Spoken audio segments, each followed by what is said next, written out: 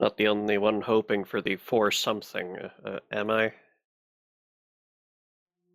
No, you are not. Maybe Lindahl's into beers, you don't know. Doesn't seem like the drinking type to me.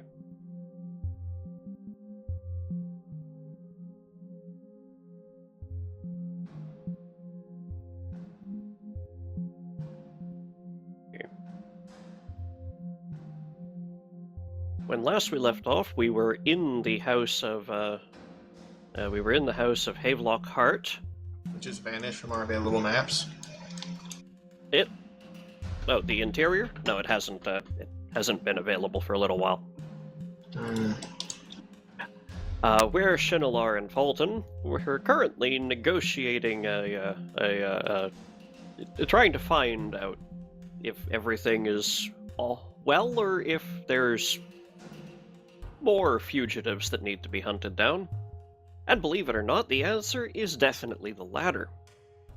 There's always more. We cut to Rosen and Lindahl, who, atop their hard-earned horses, one of which is having trouble supporting even Garazen's weight. They find Racist pricks.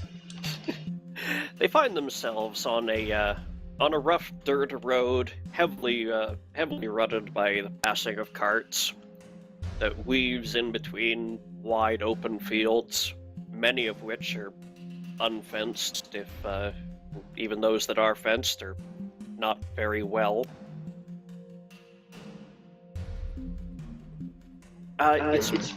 It's been a little while since you saw the last farmhouse, and you can see a tightly clustered group of buildings up ahead. It seems the land rises just a bit onto a soft hillock, maybe, 20 feet above the surrounding countryside, and there's a cluster of buildings on top of it. Hill dwarves.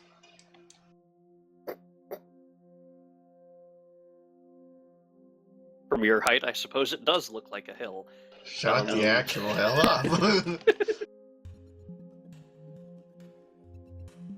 That's what you call a dwarf who lives in the hills. A hill dwarf. I can't call them plains dwarfs, because they're not. I thought they were tundra dwarves. Take pride in where we come from. We don't find it offensive to call a mountain dwarf, or a plains dwarf, or whatever have you. It's the same as if I called, I don't know, what do humans call another? Hey, Word? Nabor? I don't know why you call him a name-bor, but there you go. That sounds offensive. Anyways, as you approach the town, it's still another, the fringe of it is still another 100 yards off or so.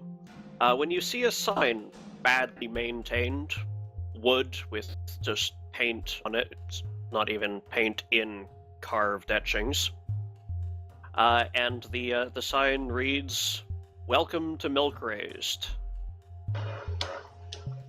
No, not exactly the most name, but I'm sure they have much to be proud of despite that. I could use a better sign, though. And more fortifications. And a cannon.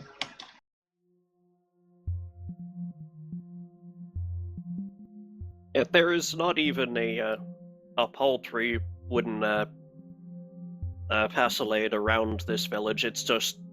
Do they not know where they live or something? How are they not all dead? It's probably all underground. Well, to be fair, they're actually a fair ways north of the Ongi River here. Yes, but... distance has never been the safest of measures. Dwarves are familiar with that particular problem. Right. I guess we better head in. Just don't be offensive and avoid comments on height, I guess. Not to be offensive. Yes, I'm telling you not to be offensive.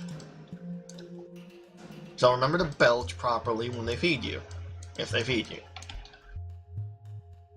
Dear God, the irony. Okay, let's go.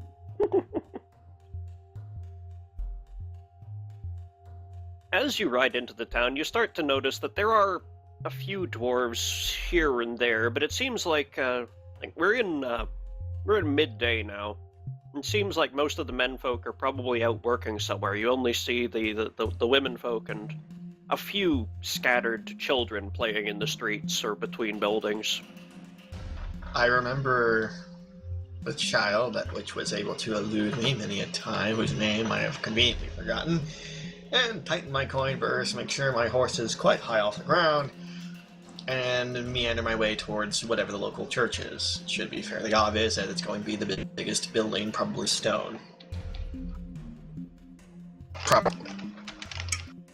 Well, I'm pretty sure every building is going to be made of stone here. I'm sorry, fuck you too. actually, most of the buildings here are wooden, and in fact, about half of them seem to be of architecture and like proportions appropriate to human folk. Well, it's not entirely a dwarven settlement. You see dwarves inside those buildings, and you haven't seen anyone over 5 foot, including a dwarf, yet. Yeah, they're probably given the land by somebody.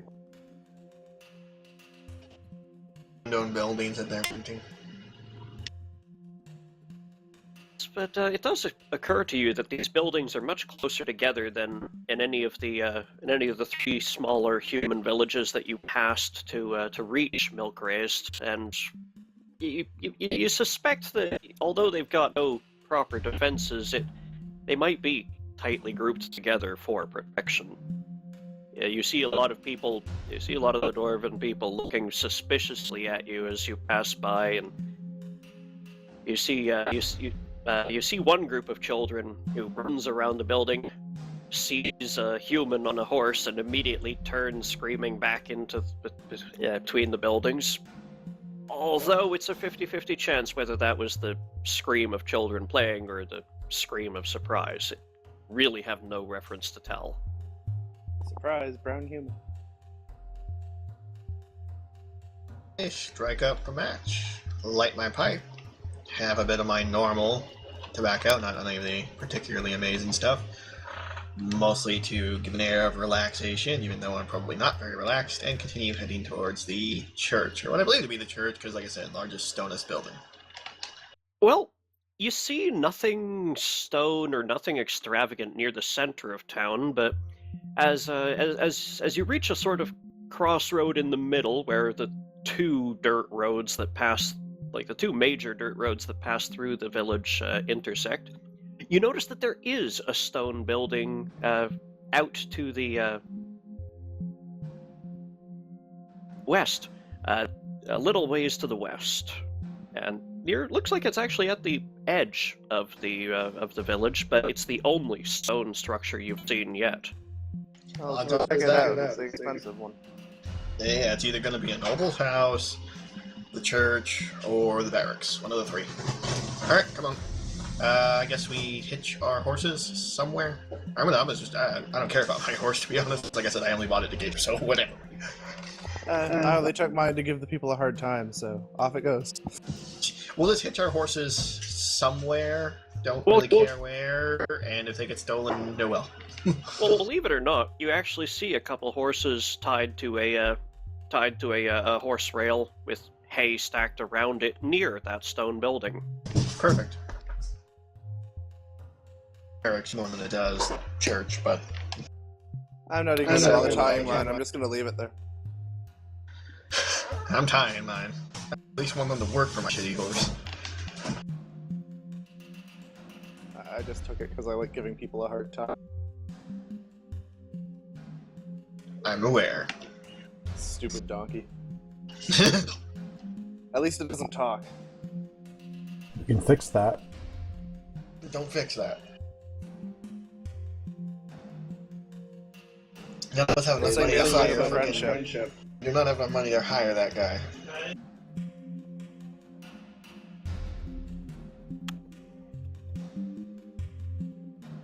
We don't have enough money to hire an imitator. There we go. But we can imitate it poorly for free. No. Yeah, I'm not doing it. Just don't look at me. You come to the building and you see that, yeah, there's a couple, there's a few horses already tied here. They look like ponies, too small to be used for hauling wagons or maybe even hauling a heavy plow, but maybe a small plow. They don't have any tack on them or anything, and you don't see any sitting on the rail, but they do have some hay there. Maybe they've been here a while, or they're used for something else. It's hard to say. Of battle-worthy tack. Not even... Yeah. Regardless, I'm gonna go to the door. I presume it has a door, and knock politely. Bang, bang. No, wait. We're dwarves. Yeah, that is politely. You can hear it. That's why it's polite. Wrong bang. Okay, no, I do not shoot the door down to knock on it. Well, you do use your gun as a remote control for life, so I wouldn't be surprised. Okay, no, the gun is powered by the brain. The brain says knock with the hand. The gun is for knocking on doors that I don't like. I like this door. Bombard definitely gets an F from the NRA. No, yeah, totally, no. He gets like a negative Z, I don't even know. Approach the door, passing between two stone statues, very badly carved, but nevertheless stone. I frown deeply. They should not be that poorly carved, number one. More pride in your... whatever.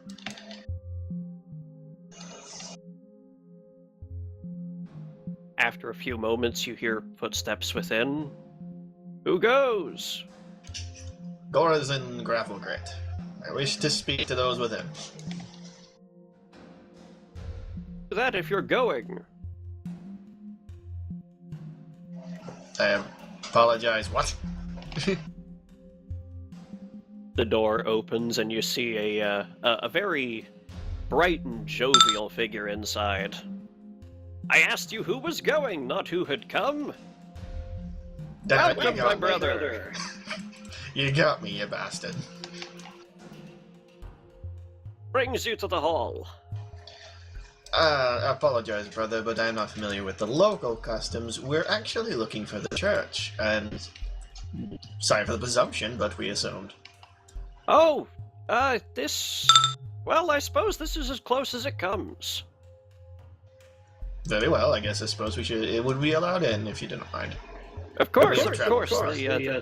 The hall is for the village, not certainly not the other way around. Come in, please, wipe your feet. It does. And your boots. Okay. I scuff my boots on the provided mat, I presume. I clean mine with prestidigitation. We're gonna show off.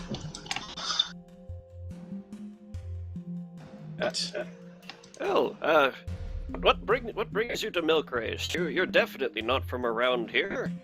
Decidedly not. You look like you're definitely of a higher altitude than most folk around here. You're traveling with someone who smells of wizard.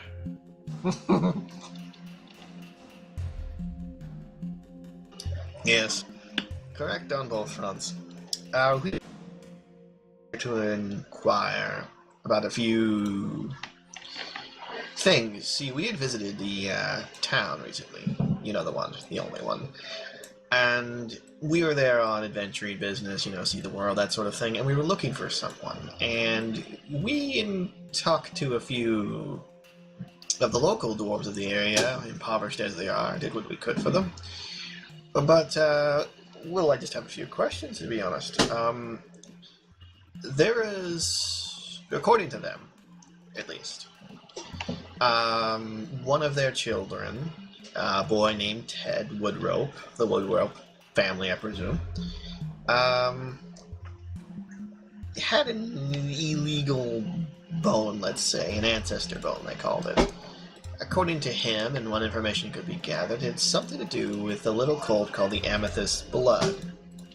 And, well, I'm here to see about all that, because ancestor bones aside, that's not, at least where I'm from, mind you, it's not normally something done. And beyond, it's not just something done, it's not just a cultural, like, I wouldn't care if you did, it's illegal there as well. So that implies it's not normal. You understand me? Am I making any bloody sense? I'll say this, you're not only from around here, you're definitely from somewhere where they have a much larger quantity of wind, my brother. To be fair,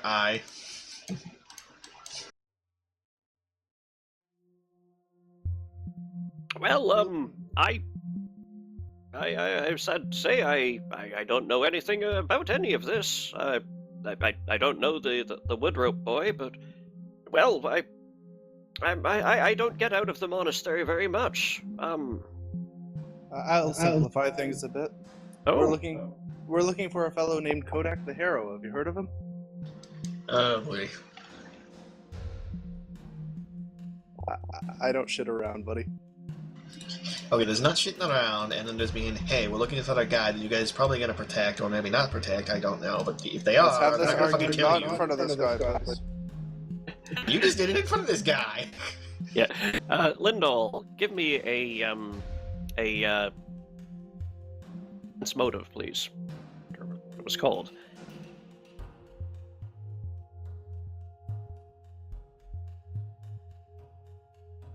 I'll roll perception and check into... I will roll perception in a second to check for the arrow traps that are likely going to kill us. Don't bother. Yeah, I know. Hey, It's my work, I'll never silver, see it.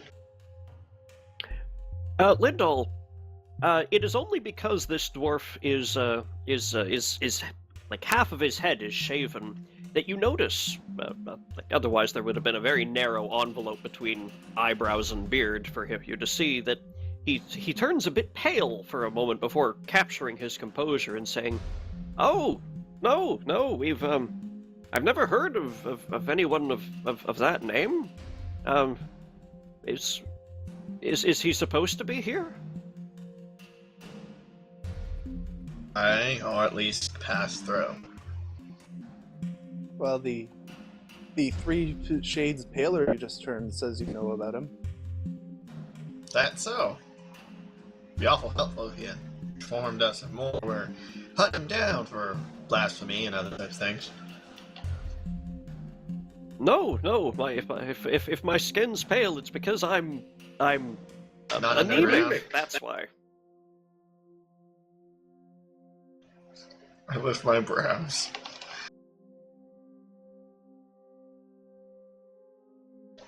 You want to try that again, or stop lying? I know no one of that name. Hand goes to gun, hilt, just kind of resting there. Please, good sirs, I don't know how. I don't know what I can do for you. We would be out of your hair if you told us what you knew. Not here to cause trouble, just bring a man to justice. He defiled dwarven corpses. He did what? Defiled dwarven corpses. The temple up in the mountains, west of here, south too. He found it in the sister tomb, one that folk make a pilgrimage to, and defiled the bodies within the tomb, defiling the, I think they're called the 13 heroes? Some number. Yes. He also filled the tomb with extra-dimensional spiders.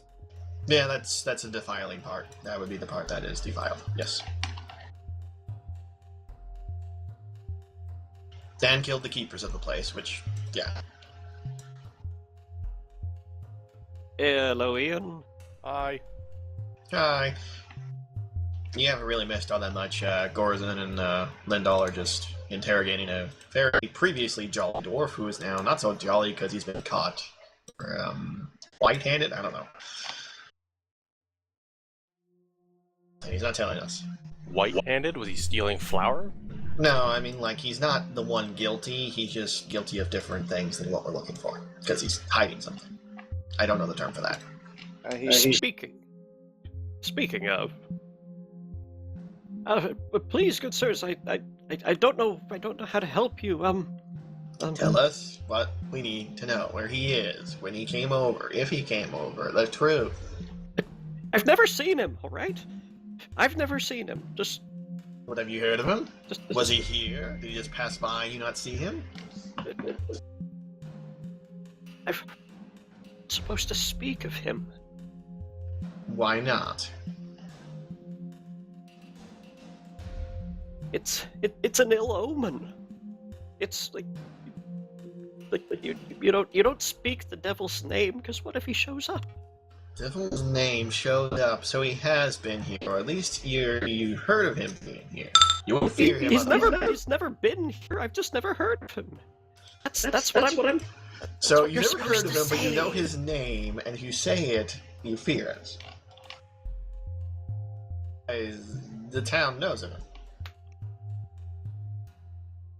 I don't know what the town knows. Just stop saying his name. I'm gonna keep chanting it unless you start explaining.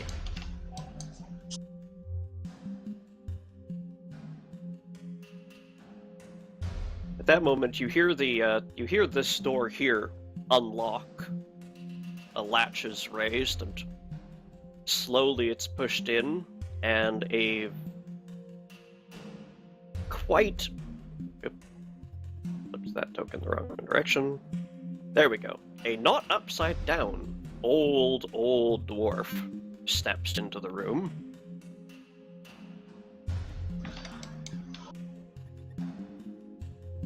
He takes a moment to take in the silence by his entry. Brother Pragron, who is this at the door? I allow him to introduce me. Polite. This is some dwarf and his friend. Gorazin Gravelgrit. I gave him a name. That's the name. And he is Lindal of Knight's Reach. We're here looking for a personage that your apprentice, acolyte, sorry, I'm not sure of his title, is hiding from us. Or at least fears mentioning, which implies he knows of it, which implies... Brother Pragron has difficulty holding his drink, let alone his tongue. And I shall ask him to be elsewhere.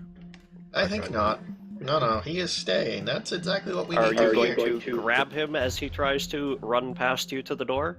Or at least block him off with my gun, yes. I just kind of, put something in the way.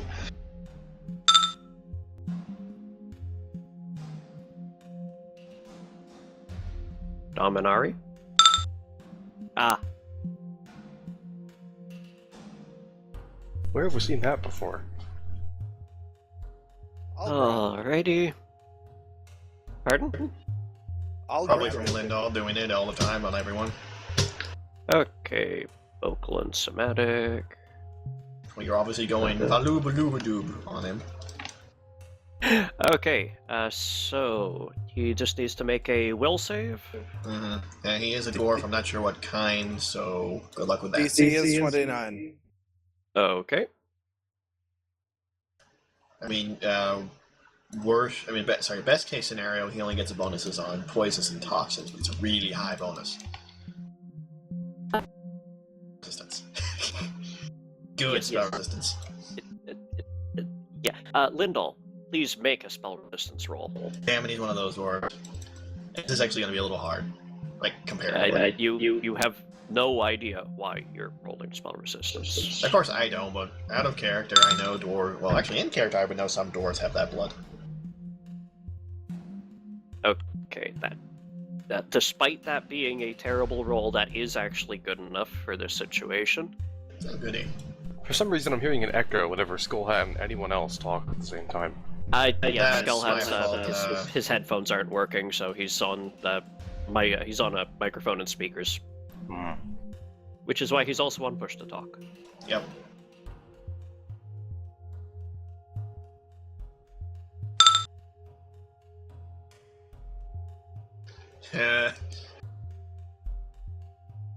Stops just sort of in mid-run and just sort of relaxes his limbs and stands there idly.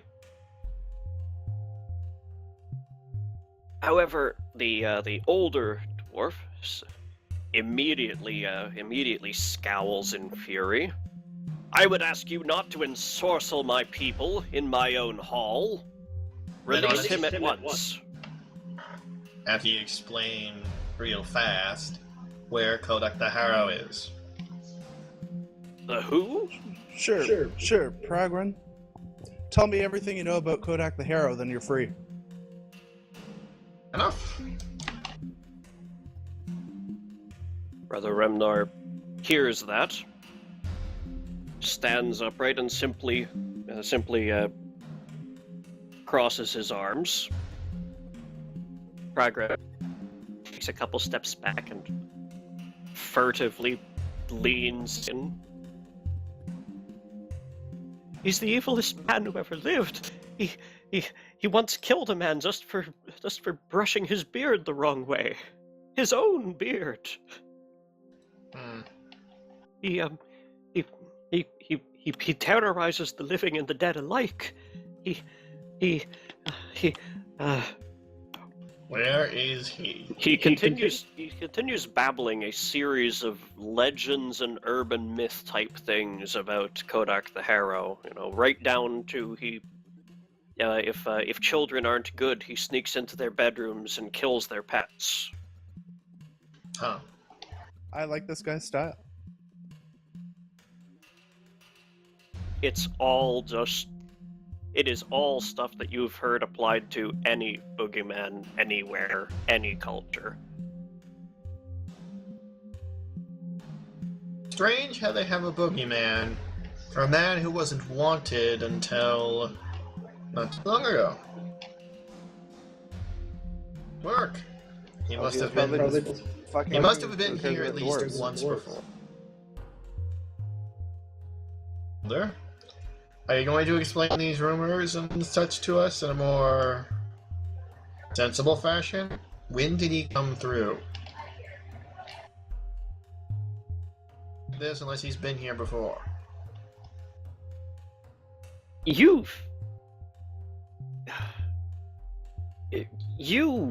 idiots living with a mile of stone over your head don't know anything about the surface world. I'm Kodak sorry, the how Harrow long have I has spent been on the surface again? All right, most of my life. And yet, your ears are full of more stone than wax. Kodak the Harrow has been a figure feared on the surface for the better part of 2 decades. Rumor in your word, then. I know it may be quite difficult for you, but perhaps if you picked up a children's book, it might educate you further.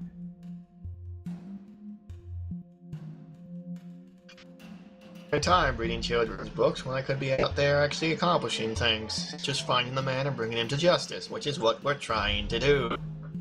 And yet we keep him. Translation, Hubbard doesn't know how to read. Shut the actual fuck up. I know how to read more languages than you. No, I don't, but shut up, pretend I do. I highly doubt that. Shut up, pretend I do.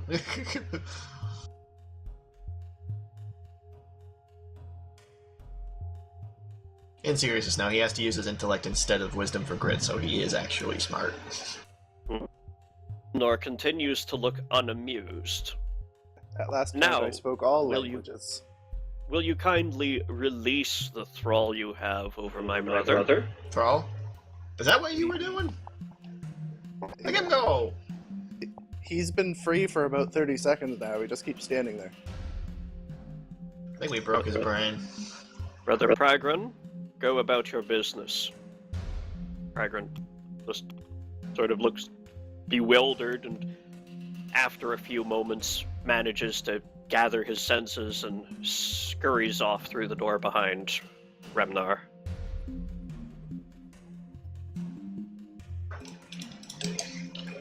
So, we know, without a doubt in our minds, that Kodak the Harrow is both real and has recently been active, and has come through here. Start explaining. Explain what? What you know of him, the truth behind the legend, where the legend may be started. Where he would go if he arrived, that sort of thing. Also, a bit of information about the ancestor bones thing. Give him a look. Ancestor bones? A boy called Teb. He found a child who was playing with illegal bones. That's not incorrect, that is true. An ancestor bone, the finger bone of an ancestor. Apparently, that is both illegal and not very liked upon the main city. And What was this boy named again? Ted Woodrope. Cobb? Son of Cobb.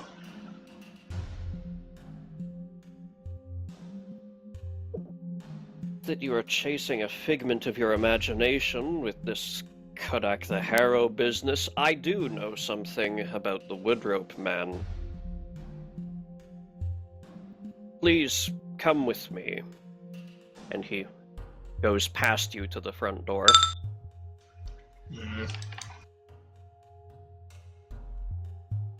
I live in I whisper back. I live in a human-owned territory for at least a couple generations. Their names are going to be more human-esque just through contact. It leads you to a graveyard that is adjacent to the hall. It's actually, fairly impressive considering the otherwise peak level of destitution around the in all the villages around Harrogate. Although the dwarves do, you note now that you've been through the place, they don't look any worse off than most of the humans who live in villages outlying the city. +2 con, baby. Constitution don't mean anything if what you've got is a serious case of the poverties. It just means they can handle hardship well. If it was a bunch of elves, they'd all be dead. Plus, They'll die with con like the first doesn't- first sickness that comes through, dead. You'll find +2 con doesn't help you much if you don't have class levels either. It's one more hit point. Sometimes that's enough. Remnar gestures to this larger crypt here.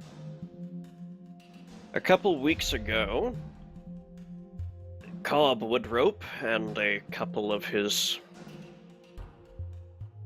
Cronies, assistants. pals, to use the human word for it, Mm. were found inside the crypts here. I caught them. I punished them with a fine and a slap on the physical wrist, so to speak. And then we sent them on their way on the understanding that it was not going to happen again. A warning, if you will. Clearly, they've been taking bones and selling them. Or something. I have no idea what they were doing in the crypts, Well, I'm but gonna it go is quite obvious to me that he was there pilfering certain things.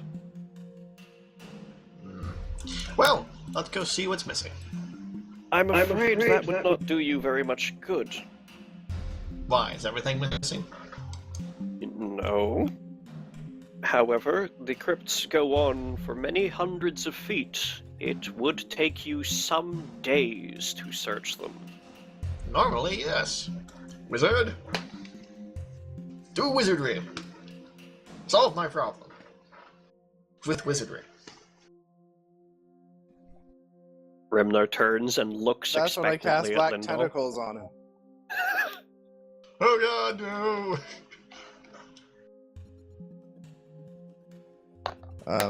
Okay. I have a little This is kind of a job that you is, can there do, might I'm be- sorry. Yeah. I can't mundanely do this. Yeah, I have to see if there's some sort of divination spell I can use. Just a second. Scrying eyes might be useful. I don't know if you have access to it. All There's prying something- eyes. All prying eyes will do is let you scout out an area. It won't let you search urns and stuff like that. Good point. You could just summon a shitload of fast stuff. It would have to be pretty fast. Maybe something that can see through walls? I don't know. Magic is weird. Considering summons are measured in rounds per level.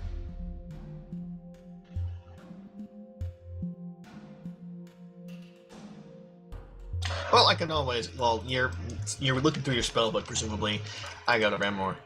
Do you have any idea what might have been stolen besides possibly the bones? Like, he clearly was able to escape with some stuff out of your notice. What's small and in there he could take? Like, is there rings? Were they buried with their, articles? Many of those interred here are former founders or important figures of the village. Indeed, some of them did choose to follow the traditions of being buried with some token of their wealth. However, here, if you were even buried with the full sum of your wealth, it might fill a small coin purse. Must have been more after the bones than those tidbits. He probably took those with Myself and several of the brothers of the monastery did search after we discovered the break-in, and we have since resealed the crypt. We found nothing of import having been taken. So finger bones don't count as import? If he was taking anything, it must have been things of personal value that we would not know to notice that they were missing. Well, then, since we know his name, all we have to do is find his clan name somewhere in that crypt.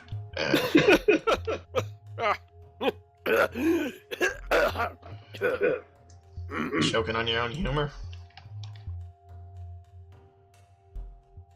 It's funny to you, but again, I have a case of the dust rot. It happens at my age. Ugh. Anyways, Even on the surface? That's terrifying. clan name. Ha! There are no clans here, dwarf. Family There name. are only families.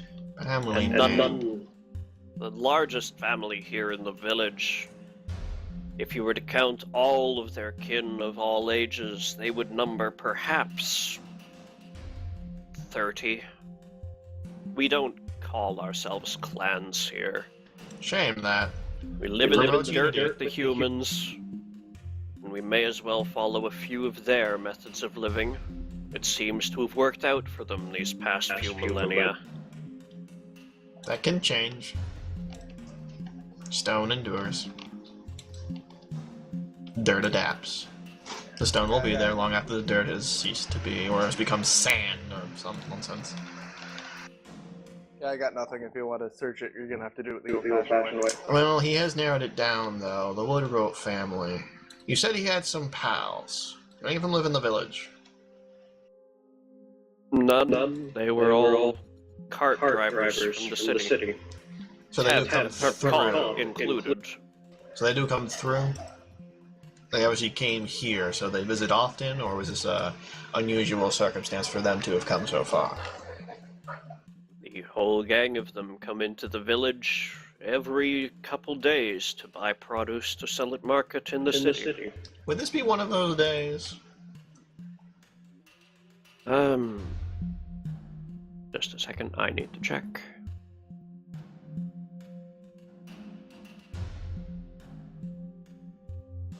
I'm afraid you have already missed them. They come early in the morning. Will they be coming tomorrow or the day after, you think? They should be by tomorrow. Tomorrow is good. Very well, I suppose we'll have a discussion with them when they return. Get to the heart of the matter, see what they took and why. This all comes back to them, and I know it does. I just need to find where. Are you finished your maniacal scheming in front of me? Now look at the wizard. Are we?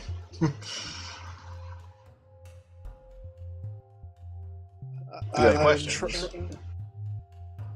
I am obviously trying to rub my eye through my mask because I have such a headache. Why is he trying to poke his own eye out? Wizards. It must be therapeutic. I travel with the strangest of beings sometimes. Right, and thank you for your assistance, Yes, Elder. you travel with the strange people. Says the man trying to poke his own eye out.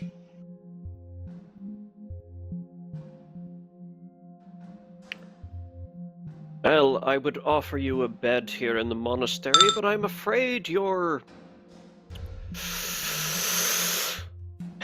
presence has caused certain more of a disturbance than we usually expect to see in these parts. Yes. Where is your companion gone? To our, let's just call it our base. It's simply a spot we go to when we're in need of rest. We can handle ourselves as far as room and board are concerned. Garazza's not allowed in. He's giving me a headache. Okay, fine, I need to go find somewhere, but I'm probably gonna go drinking anyways. Speaking of, I'm assuming you have a tavern. We have an inn. Close enough. I'm going to drink your mead and judge it. Feel free. Back towards the city center, and then keep going past the other side. Very well. So I just stick my head in the nothing. I mean, I can't go in, but I'm assuming you can hear me, and I tell you what I'm doing. Nope. I said assume, doesn't mean it's right. I assume Lindahl doesn't care. I assume that too, but I gotta inform him anyway. I walked through. I got frustrated with him. Opened up my door, walked straight to my research room. To drinking. And I need to look something up. And when the guy with a diplomacy as high as mine is doing that, you know you're doing something wrong. I'm doing only the right things.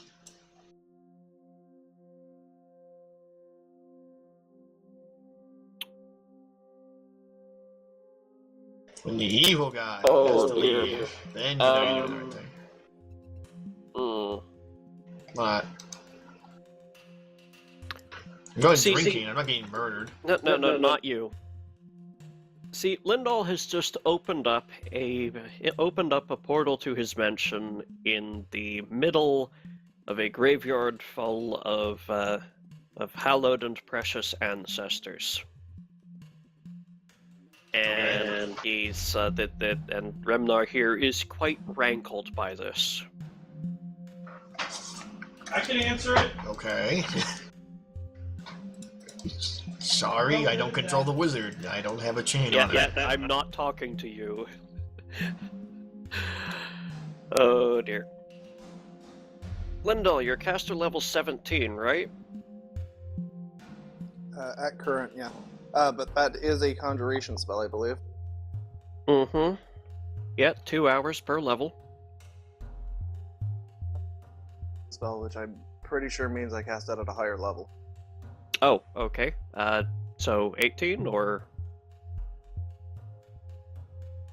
It hasn't come up in a really long time. I have to check. Please do.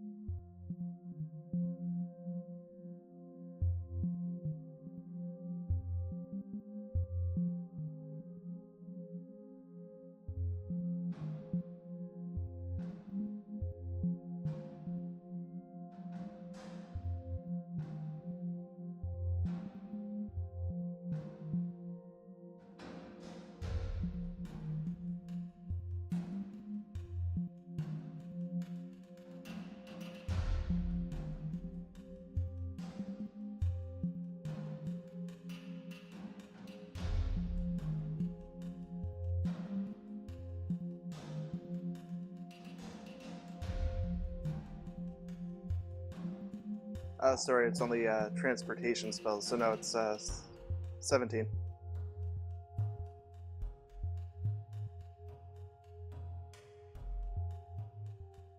Okay.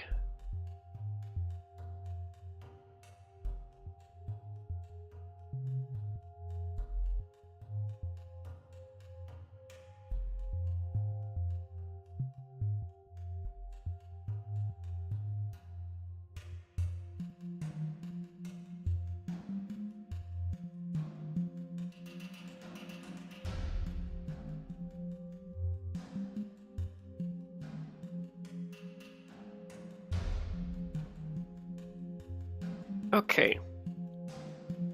A mage's magnificent mansion is an extra-dimensional dwelling, not a demiplane.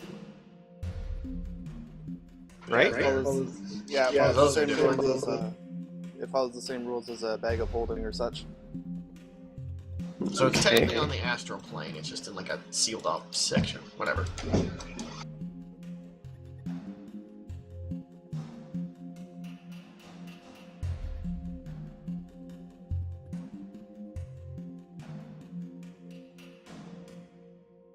Actually, considering the way it opens, I think a portable hole would probably be the closest analogy to it. Ah, I have found the necessary ruling. Da-da. Da-da. Da-da. Da-da. Okay, I'm done. Although seen by no one, as Gralvagrid is walking to the nearest inn and Lindal is inside and deep in his laboratory, Remnar Buddy. looks around in the graveyard. His eyes glow briefly for some time, and then his face screws up in fury. He gestures his arms in the air. He did it. And the doorway to the magnificent mansion is closed. The contents do not spill out, but the doorway back and forth has been shut. That's no biggie. You can cast it again and recreating it on the same spot, or use plane shift yourself. Remember, you can use plane shift to return to your native plane even without a tuning fork.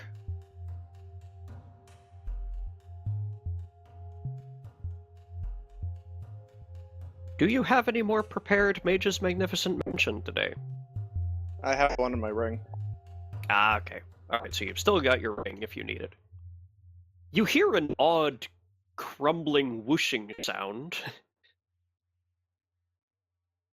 Check it, you find that the foyer, where normally the door appears, it has sort of been closed up with a sort of crumbling of the walls around it.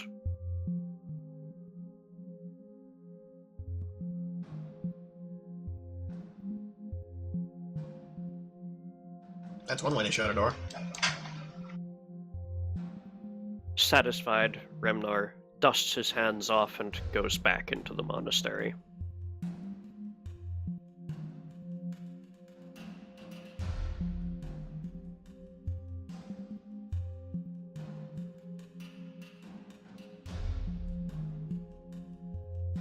Lindal, what will you be doing for the next little while if you're not reacting to this immediately?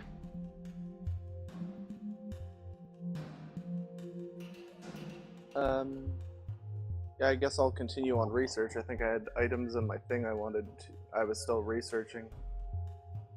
Alright. It's been a while since I made any rolls for them. Okay. I think you guys do have a couple unidentified items, yes. Definitely been at least a day since you last did. Oh yeah. Meanwhile, Bombard. I'll just throw out a slew of spellcrafts and knowledges, and you can use whatever you need to. Yep. Here, hold on. Let me just... Okay. That should be enough. I'll let you know if I need more. You make your way down the muddy street. Are you leaving yours and Lindal's horses here?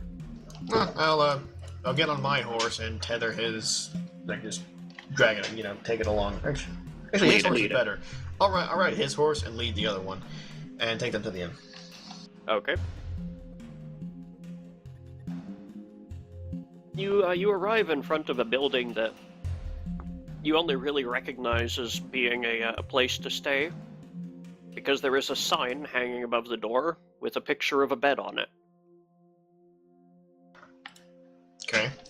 I hitch up the horses and enter. You hitch up the horses to what? There's no horse hitch next to the inn? Nope. Ow.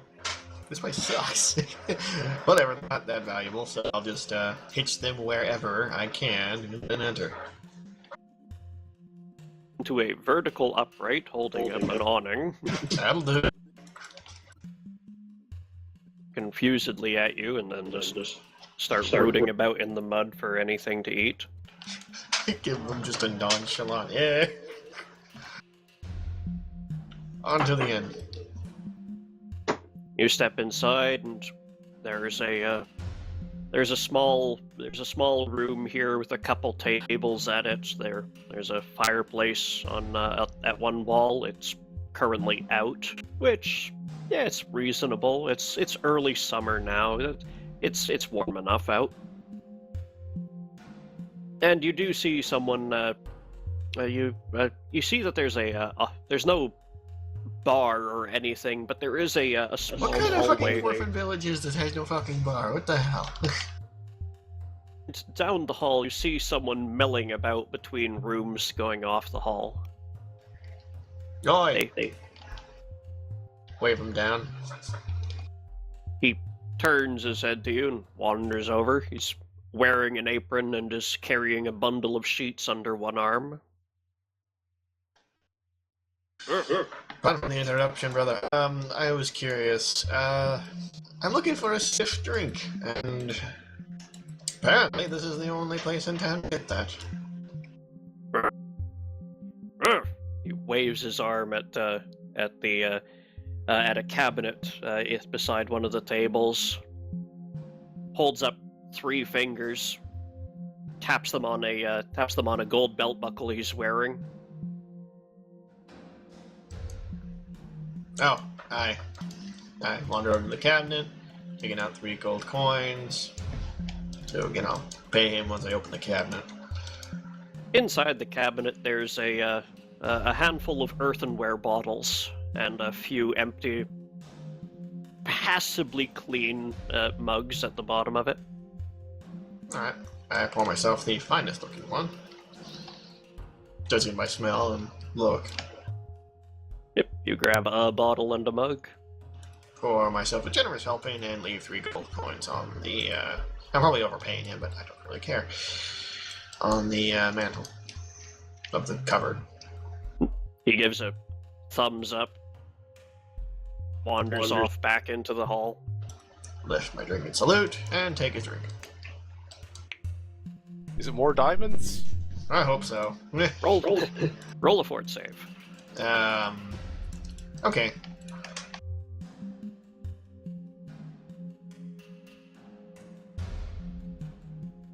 Oh wait, there's a button for it, isn't there? Kinda, sorta. I going to assume it doesn't automatically add 2, so add 2 because dwarf and alcohol's poison, so. Yep.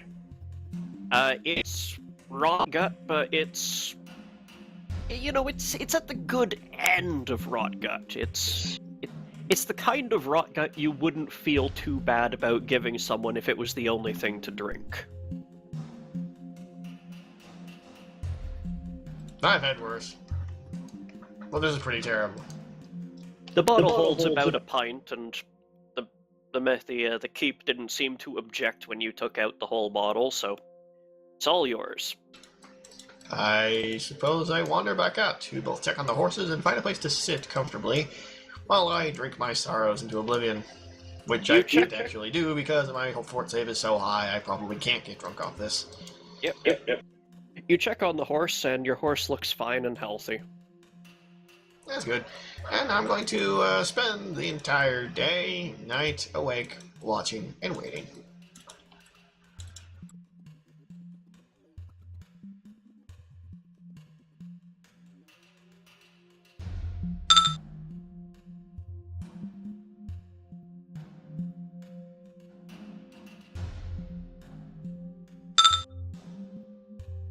I hate you both. We clear? Grazin, roll a wisdom check. I know the other horse is missing, dumbasses. I just don't care. Okay. Of course, I knew the horse was missing when you said your horse is fine. I just don't care. Acknowledged. I thought I made that clear. Don't give a fuck. I mean, I wonder who stole it, but then again, anyone would have stolen it. I would have stolen it. Moving on. Is there a chair out here? Go inside and fetch one. There is a bench on the front of the building. I'll loot. Sit with bottle. Attempt to get drunk. Fail because my fort save is too high. Be sad about that for a moment. And just watch. See what happens. Meanwhile, back in the city. Dun dun dun. There's the hermit map.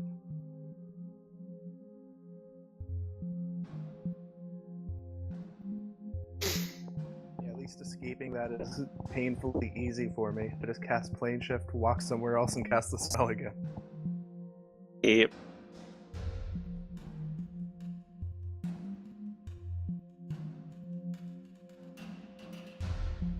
Right.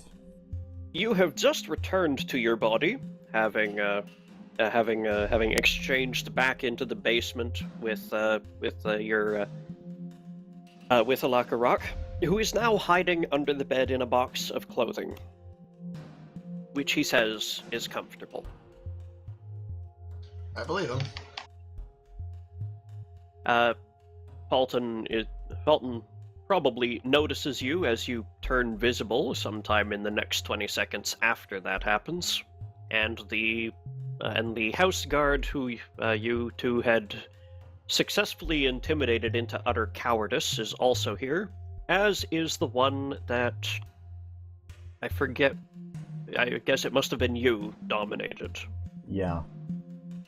who is standing in a corner and just trying not to look too bored, but he doesn't know what to do at the moment. I don't actually get dominate person or monster. Hmm. Aren't you a cleric? Clerics don't get it. I know, I'm like, doesn't that kind of go against, like, the idea? Aren't you supposed to convince people with faith and shit? Well, technically, you can get it if you have the charm domain, but it's a Well, non-level that, spell. well, that makes sense. I'm just saying, like, if you're just, like, some priest guy, it'd be kind of weird if they could just casually be like, you believe in what I believe in now. You. Per days per level. Anyways, you two may continue snooping. I consider it righteous investigating, thank you. Of course. Lol. Yes, for the Inquisition, of course.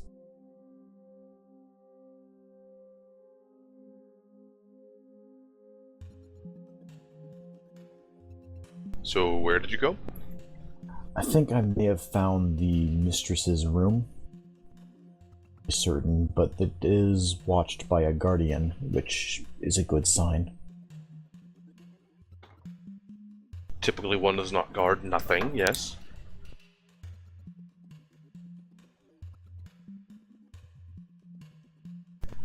Do you have a way of getting in? I can teleport us both into the room.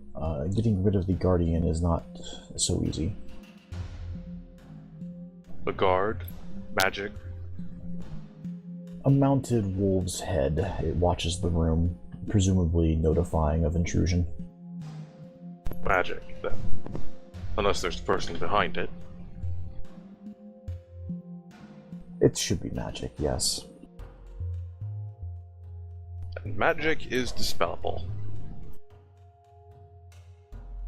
I can bring us both. I can bring us both inside. Our invisibility will last shortly. If you're prepared to cast as soon as we reach in, we should be fine.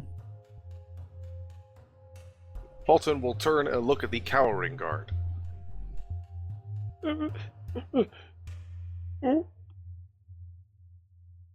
Just stay here. Yes, Your Holiness. Sinalair will look at the other guard and tell him, make sure he stays here. The guard draws his short sword. Non-lethally, if possible. Shrugs. Sheathes his short sword. Not a whole lot of camaraderie between fellow guardsmen here. They're mercenaries at best. Well, after you.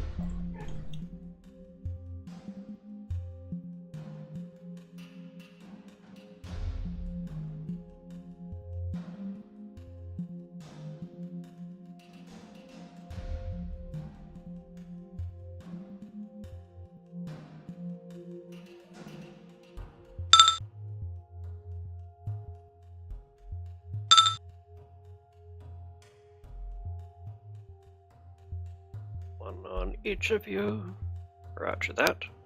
It's too bad there's no mass greater invisibility. Oh my god, that would be OP. Kind of Just a would. bit. And now you know, this whole quarter of the army is invisible. What's funny is there is technically something called invisibility sphere, which is Mm-hmm. almost as good. And since she should still have True Seeing running for a little bit longer, Yeah, it's minutes per. yeah, so You've you can still see got at him, least 8 or 9 minutes of that. grab him, and off they go.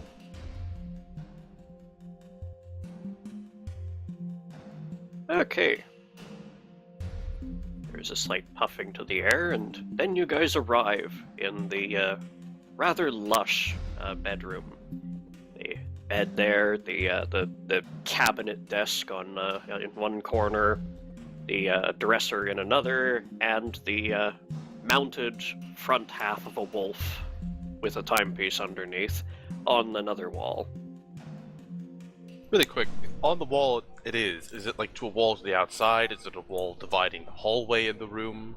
Or... It is... Actually, you don't know the layout here, but it's not on the same wall as a door, so either it's an interior or exterior wall, but it's definitely not the wall between this room and the hall. Okay, how high up is it? It's a sizable plaque. The bottom of it is at chest height, and the top of it at near the roof. If you reached an arm straight up above your head, you could pat the wolf.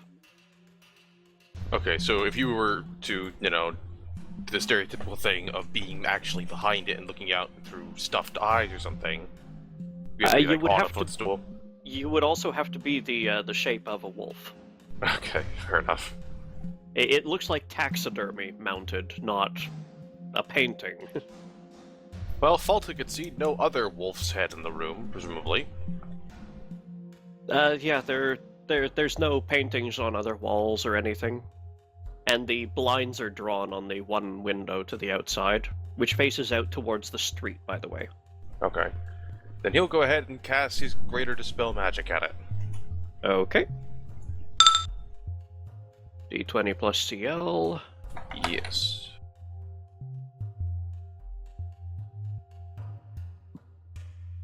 Which is an 18. Huh. In 3.5, the normal Dispel Magic actually caps out at plus 10. Really? You have to use greater in order to get higher. This is correct. Well, I have another Dispel if that fails. Alright, let's see here. 25, that's versus 11 plus caster level, so that'll get anything up to 14. Okay, hold on just a second. Doesn't it have spell level in there too? I forget. Yeah, 11 plus the spell's caster level. That's it. Ah.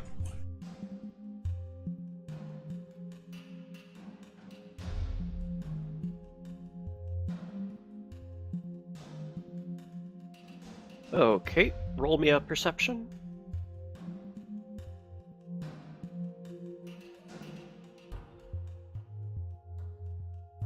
Today is the day of bad rolls. The wolf's eyes stop moving, but after a few seconds, you notice it trying not to blink and then blinking once. Okay, let's try it again. It's not a greater this time, unfortunately. No worry. Now, what is the difference there? For a targeted dispel,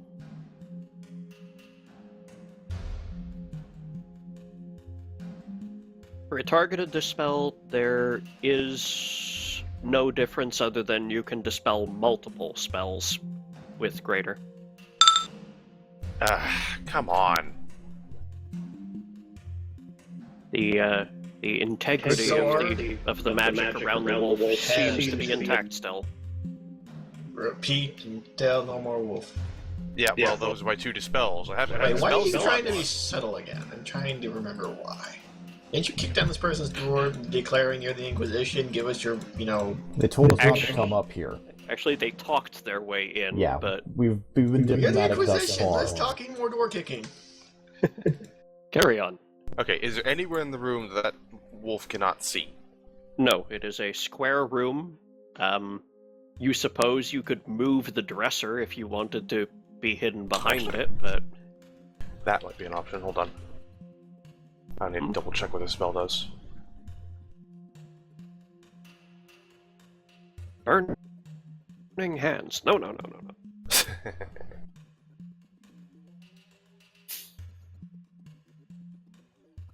Okay, how long is this Greater Invis running? It will last for another minute at this point. So 10 rounds? Alright. Mm-hmm. Okay, casting Detect Magic and examining what exactly is going on with the wolf. Okay.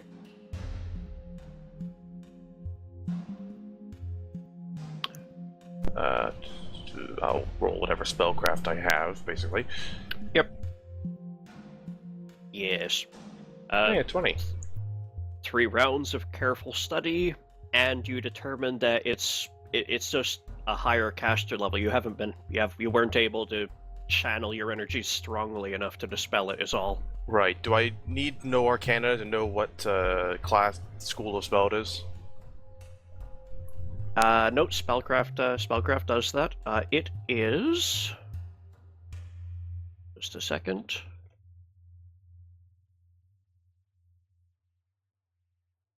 Looking up the actual school here.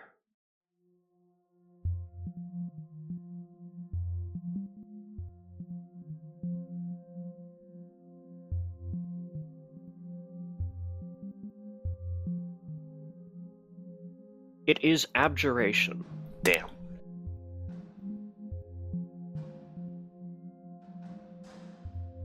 Alright, that's not gonna work then. Because I still have a break enchantment prepared. Could always just hit it until it doesn't work anymore. Yeah, that might have to be what we do, because it's not quite, You scream, "We are the Inquisition. We have recent suspect you're hiding something." Door kicking. We've kind of picked an have- option here. You have That's 6 rounds the, left to enact your clever plan. I or already escape. cast that. That's not a thing.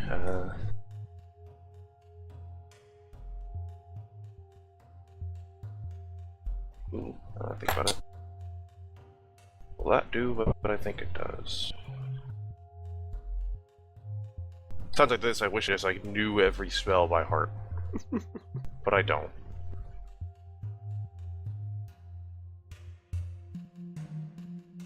No, it does not do what I think it does. Damn. It's a big spell list. It's been 4 years, and I still feel like I only know about half of it. To be fair, most people only use about half of it.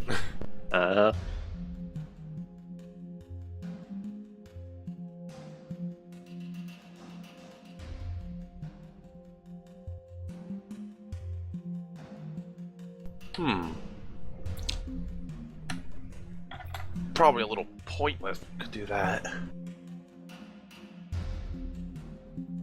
Okay, basically, all the spells have failed. We're gonna have to hit it if we want to disable it.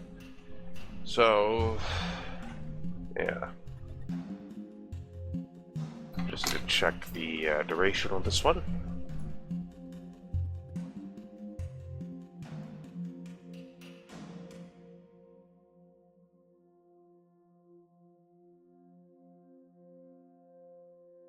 How big is this room? It is 10 by 15.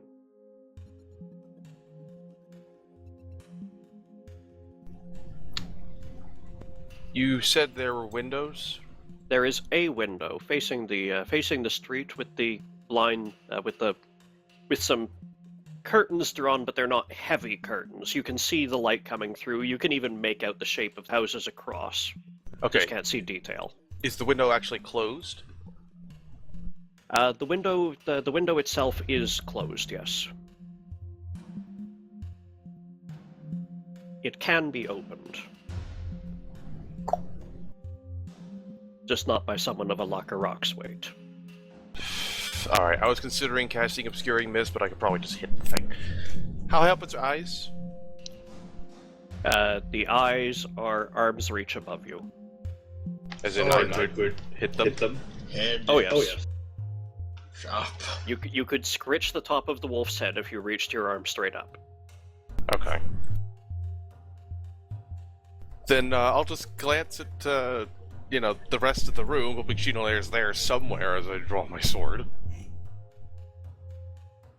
And do a short little shrug, because all the dispels have failed that I have right now. Shinolar can see what you're doing. Yeah, I'll make sure not to be in the way. Okay.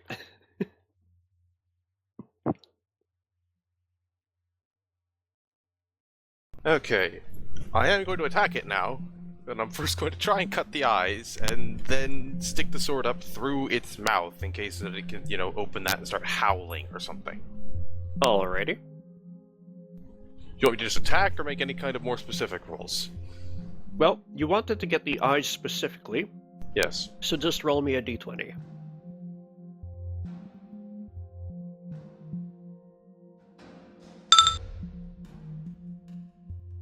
Okay, roll damage.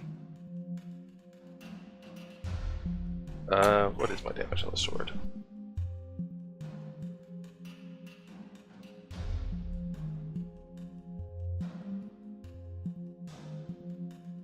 That's not right.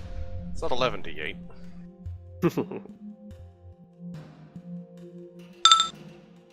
Yeah, max damage. Cool. Alright, let's see here. Halve that.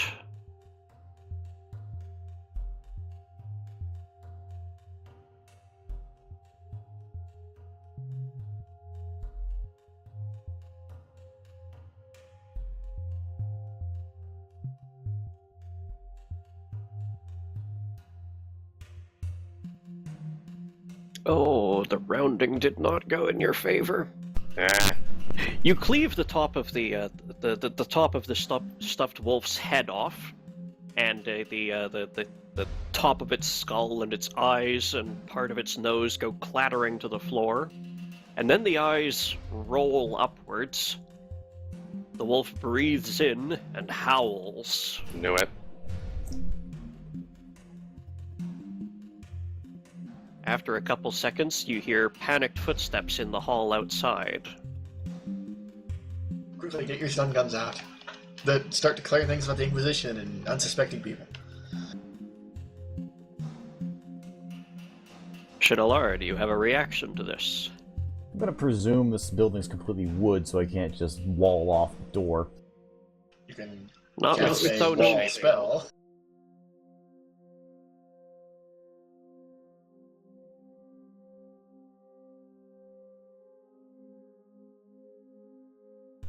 We can hear panicked footsteps, you said?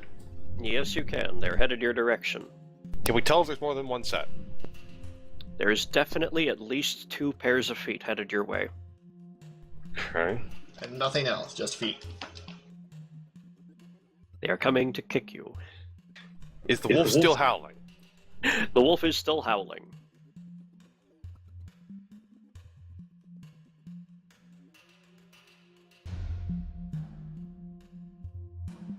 I'm pretty sure this specifies living things.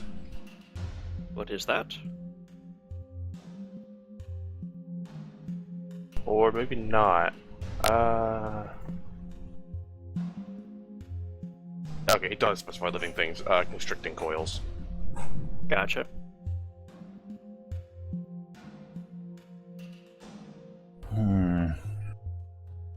So it'll work on these things coming to get us, but... Well, we could just block the door. It sounds like the feet are right outside that door now. Okay, you said there was a dresser? There is a big cabinet, yes. Is there anything else that's closer to the door that's easier to move, or is that what we got? It's just as likely that that is not attached to the floor as it is that the writing desk is not attached to the floor. They basically are on either side of the door on that wall. Okay, which one looks lighter? The writing desk. Grabbing that, gonna try and move it. Okay, strength check. You grab the desk and pull it across in front of the door. And, well, now I'll grab the dresser too. Let's see here. There is a rattling of the doorknob, and the door thumps against the desk. Strength check for moving the dresser. One better. You grab the dresser and pull some of the molding from around its edge off instead of moving it. How much space do we got in here in front of this door? In front of the door? Yeah, basically, if I want to put something there to hold it shut, how much do I got to work with? Well, the first 2.5 feet in front of the door are now occupied by a writing desk. The next 3 feet are empty, and then there's the bed from there to the wall. Other wall, that is.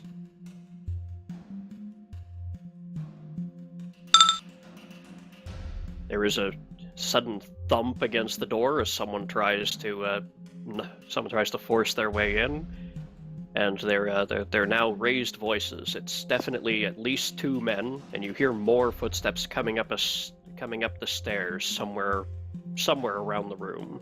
Bring up the battering ram! Lay siege to the room!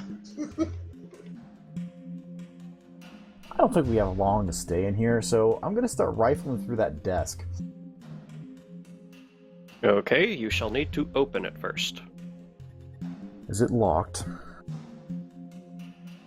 It appears to be.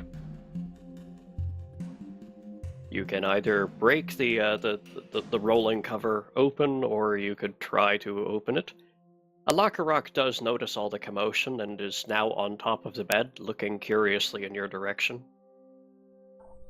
I'll motion to him mentally and physically. Open this, please. Direction. You hear the tsing of tiny lockpicks.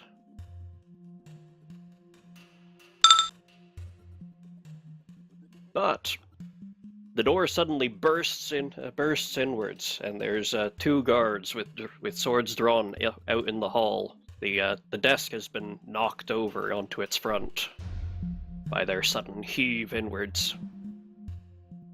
Thank you, we were stuck in here. Now be gone, we got the Inquisition. Fuck off. However, they can see neither of you, only a small snake-like figure flying in the middle of the air. You have a moment to react.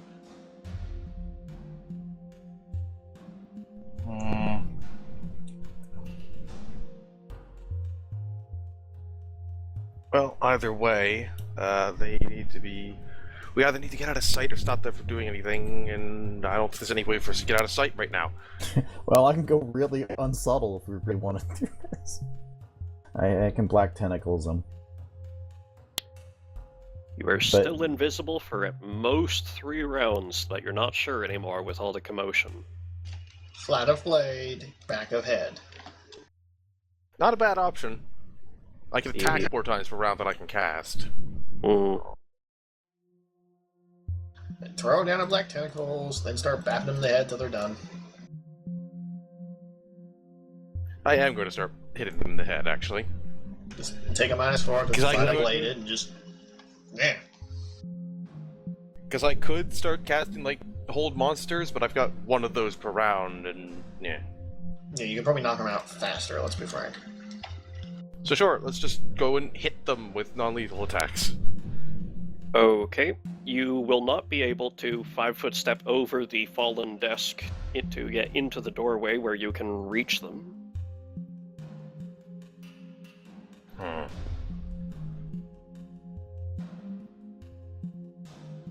But I can just move action over it. Yes. You just won't be able to take a full attack after. Right. Well, I'm taking a move action anyway. Can I get past them into the hallway to see who else is coming? Yes, although I'll need a stealth check for you to do so without them noticing you're going past them. You know, between the clanking of your armor and trying to slip past them without bumping into them. Yeah, I'm not gonna bother with that then, actually, because my stealth check is abysmal. Okay. Alright, I'll just hit the closest one then. Alrighty. And then -4 on the attack. Where's the attack? There's the attack.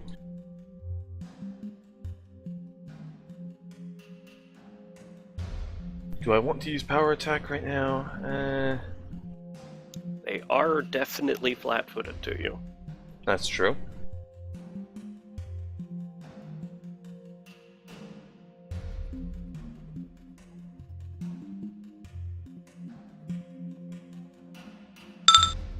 Hurrah! Lethal or non? Non-lethal. That is with the -4 already in there. Okay. Extremely lethal. All the lethal. Blades on blades. I could light the sword on fire if you want. That would help. You smash him in the in the side of the head with the flat of your blade, and he immediately crumples to the floor. Okay, they're wimps. Just keep doing that. They are complete pansies. Shinalar? I'm really debating here. Big field of tentacles is not gonna... the gigs They're are also gonna- sissies. 22 damage took one out. Pretty sure your tentacles will take them.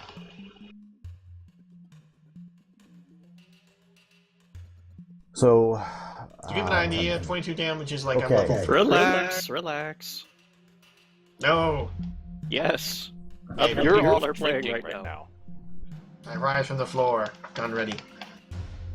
You rise from the mud, gun ready. Yeah, let's just go with it. Put it into the hallway, so not to overlap too much.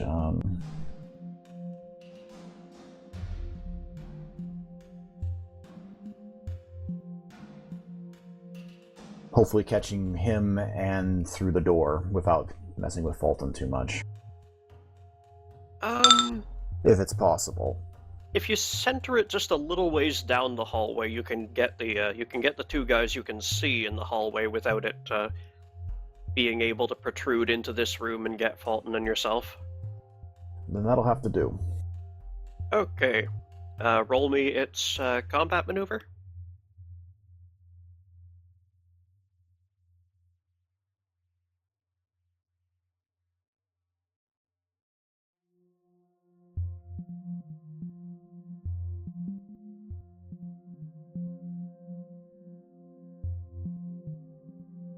Sorry, I'm trying to calculate it again. It's been a little bit since I've had to cast it.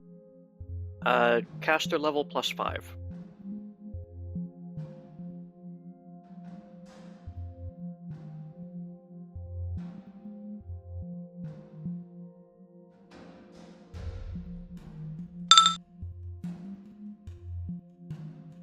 It grabs the other guard and wraps him up in its embrace.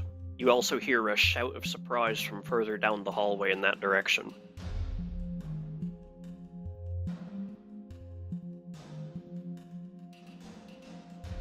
And just rolling the damage for that. Okay. Alright. Alakarak dives down to the to the front of the chest and begins picking the lock. Roll me the disable device. And it takes him but mere seconds. Fulton. Yes. Your move. Well, I Well, assume bad that guard's guard. pretty tangled up. Yeah, he looks, he's completely pulled into the tentacles. You can only see his flailing limbs. Is it at all possible to close the door?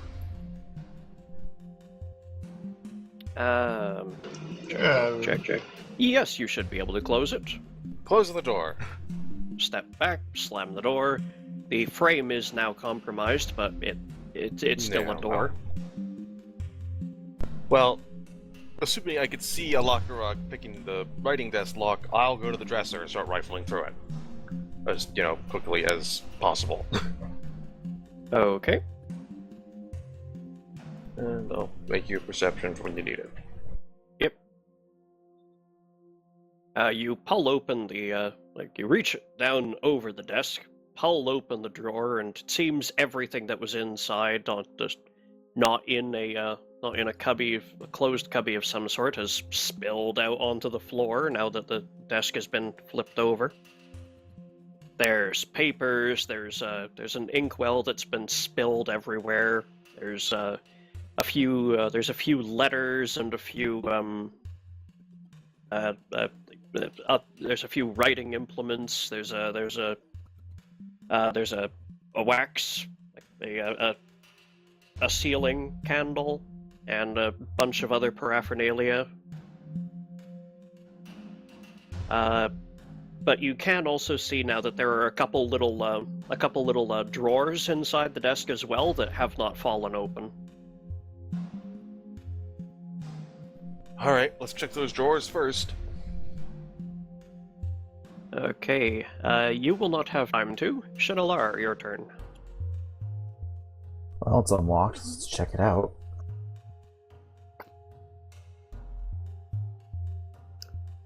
There's a whole bunch of writing implements and a couple letters spilled out on the floor, and a couple small drawers inside the desk that have not fallen open. So let's go for those drawers then.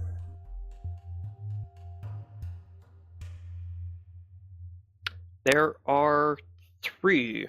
One of them has a very small, fine gold keyhole, and the other 2 just never fell open because they're pointing in the wrong direction.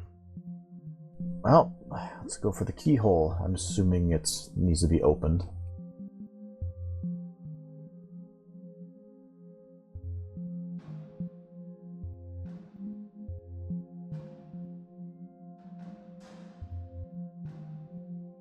You grab at the little knob, and it does feel like it's closed, locked. Right. So that'll be Lockrock's next task. Okay.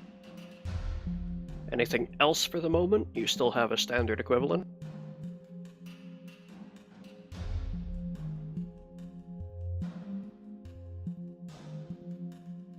I guess I'll grab for some of these papers. Won't have time to read them right now, though. Okay. Presumably ones that aren't all covered in ink.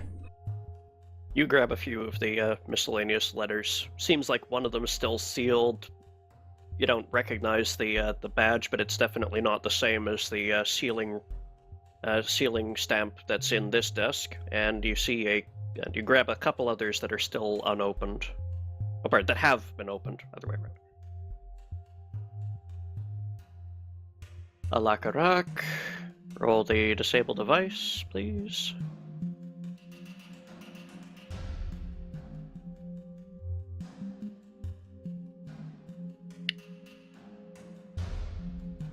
There is a resounding click, and Alakarak pulls the drawer open, and a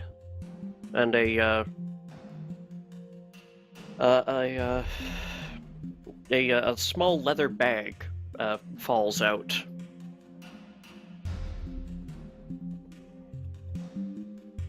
It clunks very heavily to the floor.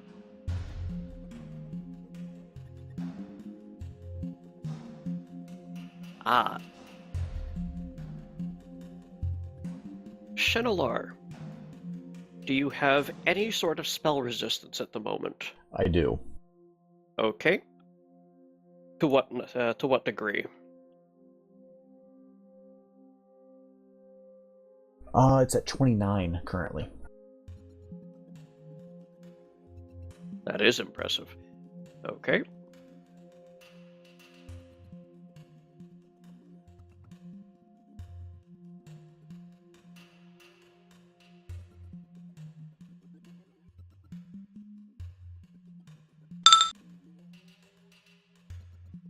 Okay, roll me a will save, please.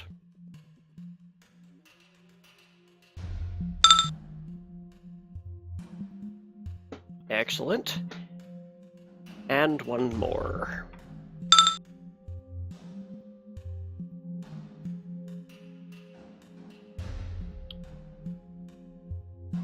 Okay. Hold on just a moment.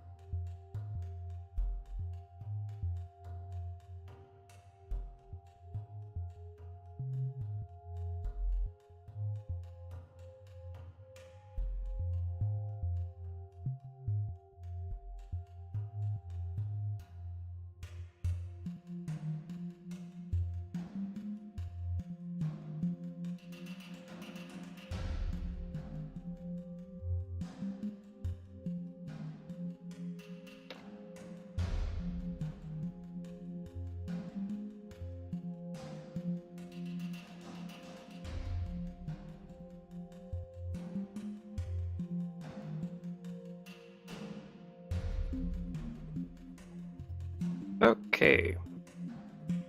Alton, it sounds like there's a guard trying to hack his way through the vehicles outside. In addition to the other guard who is still struggling with it, and you hear another pair of feet coming up the stairwell. Yay!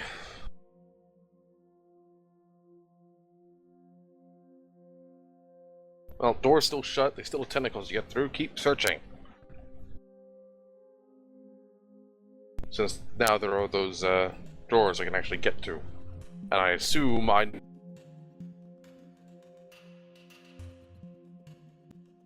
Notice those drawers. She directed, you presume she directed Lockarock to a locked drawer. A leather bag has fallen out, thunked rather heavily to the floor.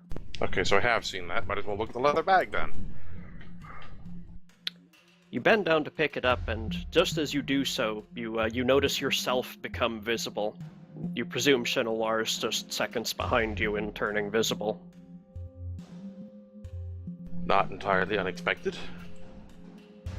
The leather bag, it's heavy. It definitely holds something solid and roughly oblate inside, like something egg-shaped.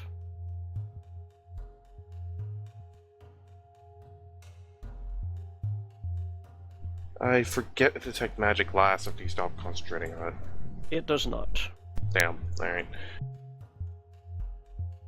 Yeah, I think detect magic, its duration is concentration, not concentration plus rounds per level.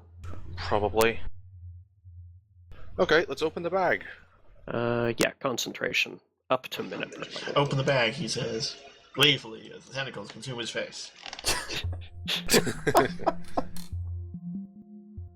Just open the fucking bag. At least aim it away from head. You loosen the drawstrings, pull them open, upend it, and a large blue gemstone clinks satisfyingly in your gauntlet. Huh. So how close does everyone sound from the room beyond? It sounds... well, you took care of the one who was directly outside the door. There's someone struggling in the tentacles, and it doesn't sound like anyone's approaching from the other direction, but that isn't... they could get up to the door without getting in the tentacles, but they'd have to squeeze their way through to get in. And at the moment, Fulton's got his butt pressed against the door anyways, so... Right, Gotcha. Is there anything weird about this, or is it just like a blue gem? It's definitely not an amethyst or anything. It looks more like the kind of deep, opaque, scintillating blue find in the crystals that form in geodes. Okay, I'll cast Detect So Magic it's- as soon as I can, but... Yeah, it's a rare gem, but it's a gem. What other kind of containers do we see in the area? Anything worth investigating? The clothes dresser. Lockrock said there was a box of clothing under the bed. There might be other stuff he wasn't interested in. Very true. It is a Lockrock. That being said, the jig is up. I think they know we're up here now. Maybe just a little.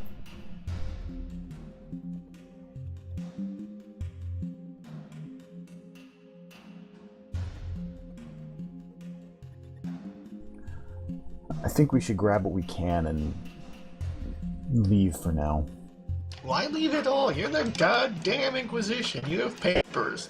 You're in charge. Fuck that. Get the stuff. Unfortunately, I Stop can't hear this pussyfooting dwarf around. yelling. He's miles away.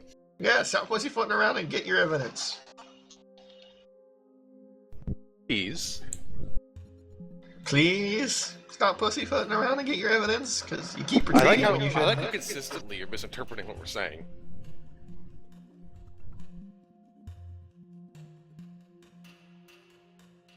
I don't know why you haven't even arrested this woman yet, to be completely honest.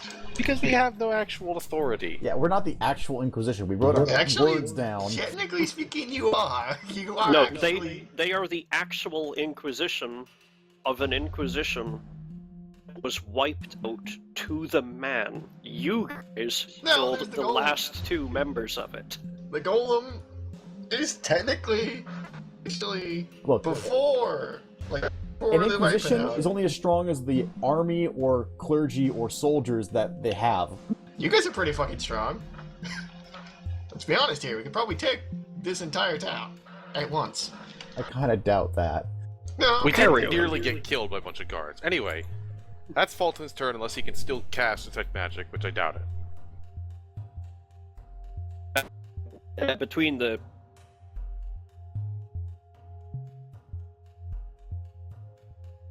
Well, you just picked up this thing and looked at it. Yeah, you've still got a standard equivalent. Detect Magic! Definitely an aura coming off the stone. Lovely. I'll be examining that. Yeah, this Shadowlar. may not quite be the place. Shadowlar, you notice, or you see Fulton pick up the bag and start looking at the gem, and you notice that you're becoming visible. Hmm. I only have so many more of these that I can cast. Also, Fulton, could I get a perception check from you? Absolutely.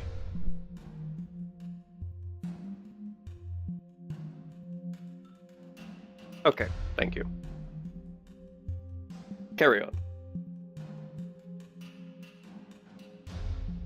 So the question here is, how much more can we get from this room before leaving, and then how much more could we even get from the house? I mean, we could turn it upside down, but I'm pretty sure they're going to call the city guard sooner or later.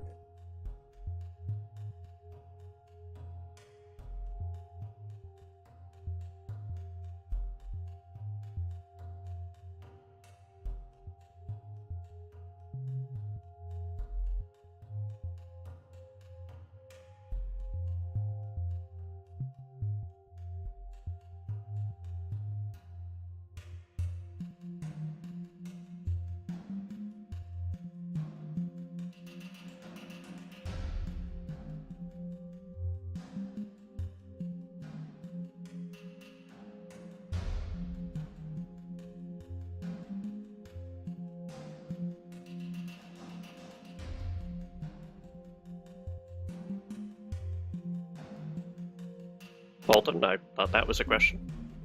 Yes, that was directed. Sorry, I was distracted for a second. What happened? Sorry. Okay, so we should decide how much more we can get from this room. We can defend it right now, but they're probably going to call in the city guard sooner or later.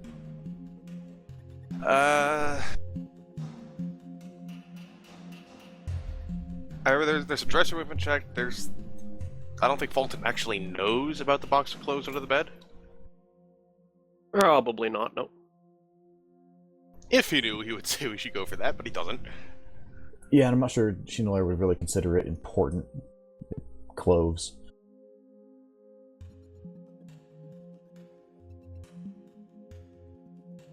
Well, if nothing else, he'd, at least a cursory search of the room for anything else that stands out before leaving. Sure, yeah. We should see what we can get, but... Which would probably include looking under the bed, because it's an under the bed. Yeah. Makes sense.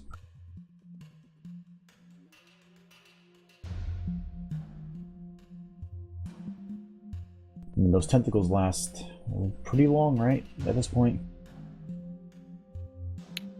Black tentacles... Yeah, around per level, so they're going to be there for a little while. Yeah. Can the caster tell when they're killed? I beg pardon? When Like, the tentacles go away, the you black mean? tentacles, right? I don't think I have any mental link to it. So no, I don't think I'd know when it gets hit. If it's not dismissible, then no, you have no link.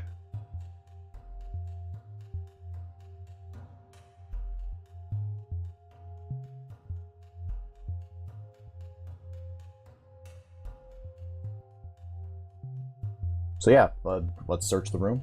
I mean, that's what we're doing, right? Yep. Just a quick, step around, check if there's anything that stands out. Still detect magic running. Okay. You just hold on to the gem, but forget about your study for a moment. You look around the room, check under the bed. It looks like there's a few boxes in there, but they all have clothing sticking out the top of it. The dresser you don't have time for at the moment. There isn't a bedside table to toss. You do notice though that you've lost sight of a locker rack. Either he's hiding in that desk, or he's somewhere around here. You're sure.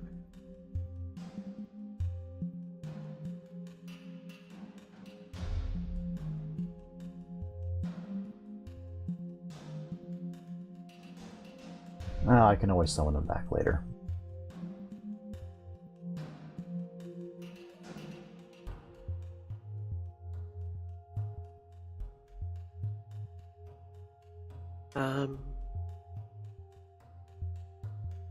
Okay, that won't be it. Alright.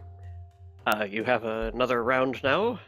After that cursory search, you want to continue pressing the search? Well, Chinolair is the one with the ability to get us out of here. Yeah, I mean, I'd be pretty much good to go and check this stuff out later. I mean, grab as many papers as we can. They might have a link, letters to correspondence, that sort of thing.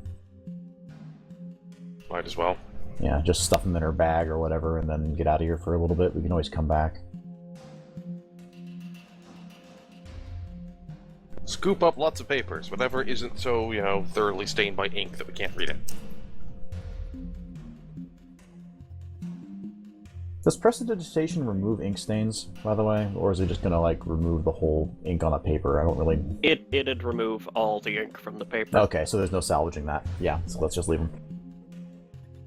I could try and create a fake hole or something. No, it's not really damaged.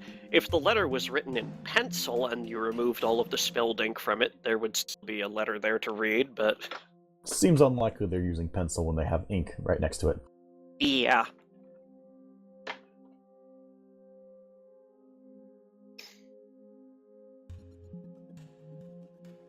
Well, I say pencil, I mean charcoal.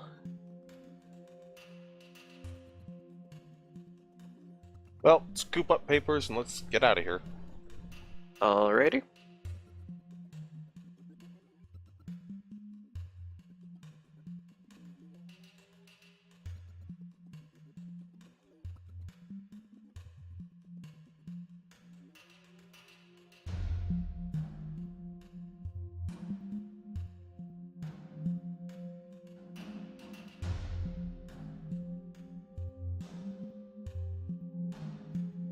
Alright, so you ready to go then? I think we got everything.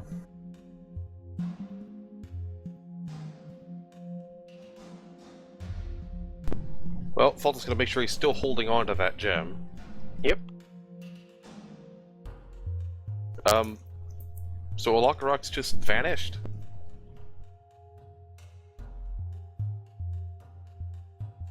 Probably wandered off. I can always recall him if I need him. Where could he wander off to?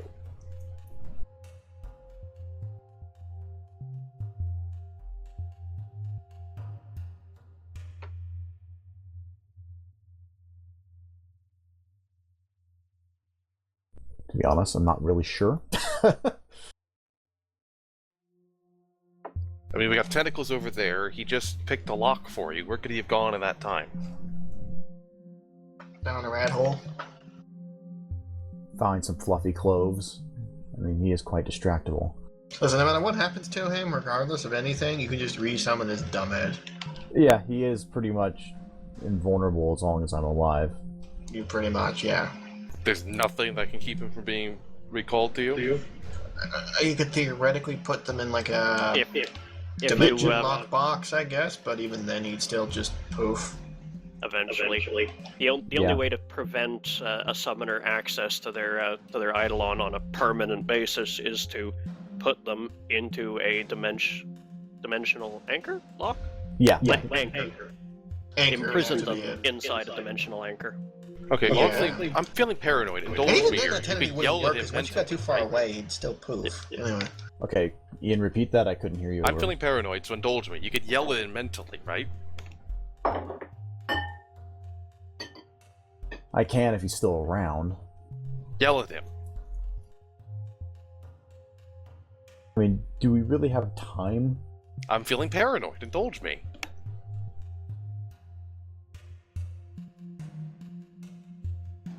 Okay, how about this?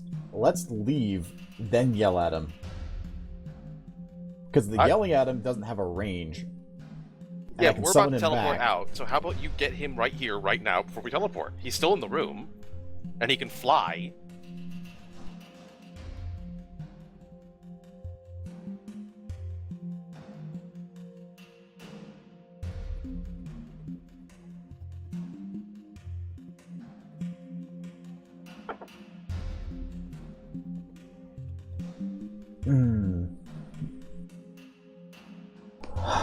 It seems like he's found yet another rat. Surprised is nobody.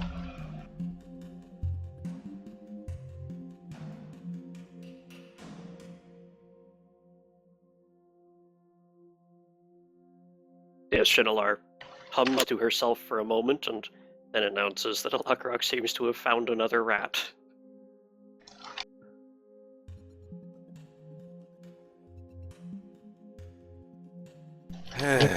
Alright, fine. Then resummon it when we're gone. Let's go.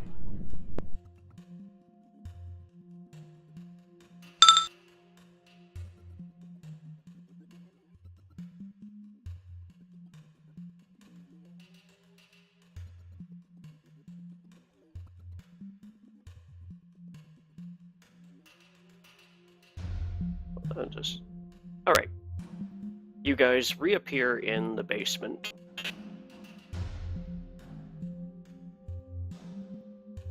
What was all that noise about? What happened? We were down here being innocent.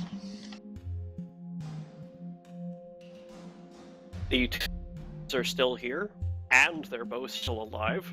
Although the enthralled one, like, he's more alert. You guys can hear some muffled shouts upstairs.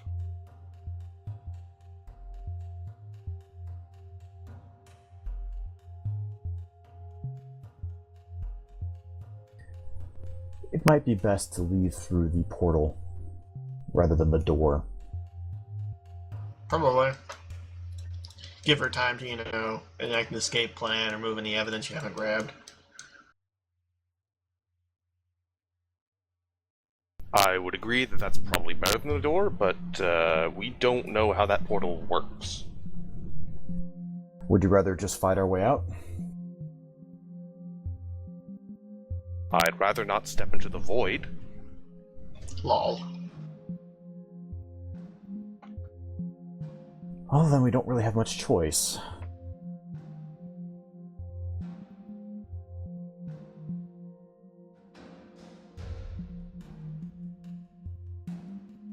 Why did we teleport back to the basement, anyway? Like, I get we didn't exactly have somewhere else planned out, but,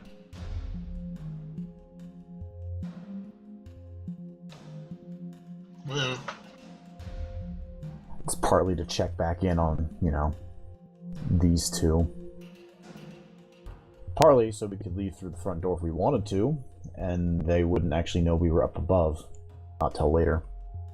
true, I suppose. They saw us come in the basement, Could we can leave through the technically- basement. You know, we weren't up there. It's not like there's anybody else in the house who would No have one actually spawned saw us, black right? tentacles in the hallway.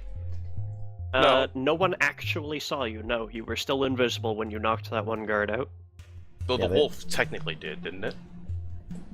I'm not sure if the wolf can communicate past the howl, however. Sure, but I mean, its eyes were working even after I'd sliced it in half.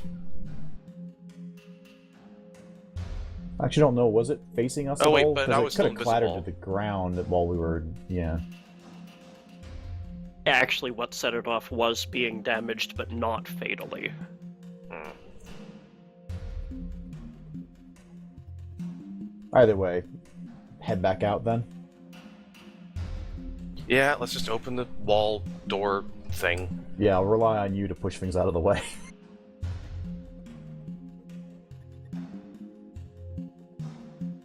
You want a strength check to open the door? No. You just open it and take a few seconds to roll that barrel out of the way.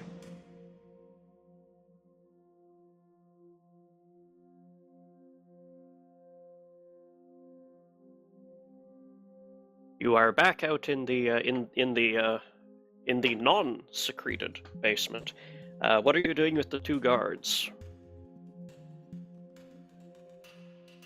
Actually, before anything else, keeping detect magic running and examining this gem. Pardon me. Let's see here. Because it had an aura, and I don't like carrying things with auras. Unless, you know, they're helpful auras.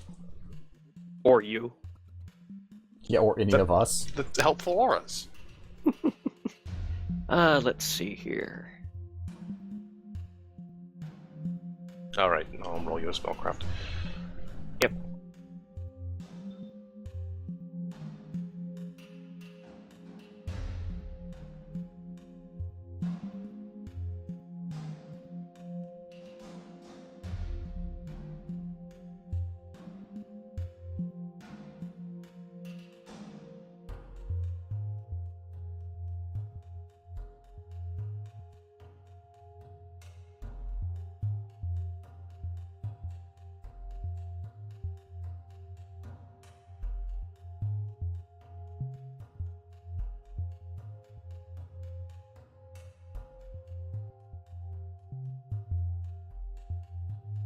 Hold up, just having trouble finding the right spell again.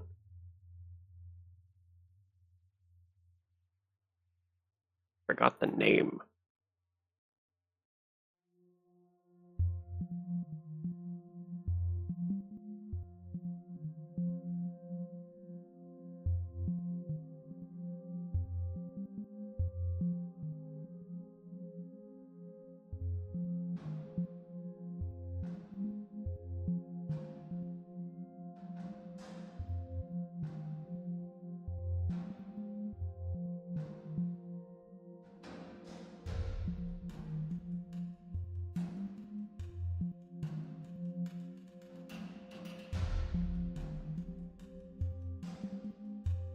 Uh, 20.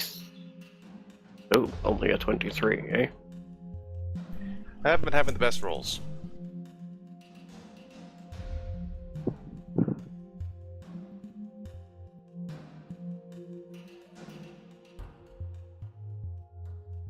+15 items caster level. Yeah, you don't know what this gem is, other than it carries a necromancy aura. Lovely. That sounds fun. Necromancy is automatically evil, butt munches. It's just another school of magic. Okay, it's not automatically evil, but a whole lot of the time it is. Okay, so a whole lot of the time evocation is used to kill people. Does that make it evil? No, killing people isn't evil. Raising the dead is typically evil. It doesn't have to be, but it usually is. I miss when healing spells were necromancy. To be fair, I believe. Yeah. To be fair, I believe Fulton actually had abilities that let him determine the difference between benevolent and evil Do I? Some of these things are very ambiguous. I could have sworn Vindicator did give you access to detect evil. One of the few things I like more about 2nd edition is that healing spells are necromancy. Yes. I don't believe it does, actually. There's not much that'll give you detect evil besides just actually taking a level in Paladin. Gotcha. I have an aura of courage like a Paladin, but... Oh, right, okay.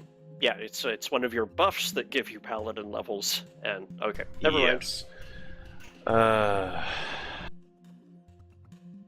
I could always take a look at it. Maybe not when we're sitting around here.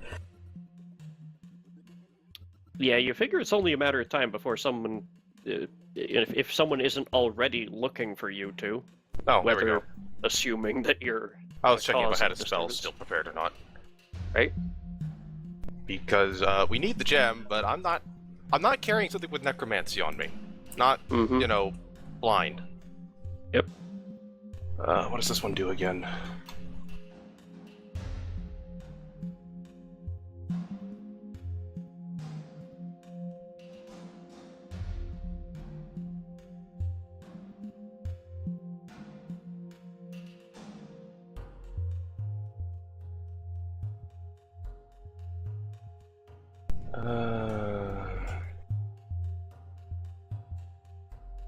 I'm not sure if those count as... What? No, I guess technically undead are not evil summoned creatures. No, because they're not Most- outsiders. They're undead are not summoned creatures, but they are evil if their creator was evil, and a lot of other conditions. It is possible for you to summon neutral undead, but it requires Sure. a particular prestige class. Point is, I'm doing this. In the Galarian setting, all undead are supposed to be evil, but they fuck that up sometimes. I don't care about the guards here, so what have we got? A minute per level. So, okay, Sheenalair and I both get 9 minutes of protection from evil. Okay, hold on just a minute. I need to double check if this gem is affected by that. I mean, it shouldn't be. I don't think it does anything to objects. It does if they have an aura or something. Does it? It prevents bodily contact by summoned creatures. It gives you, like, bonuses on saves against things. The aura.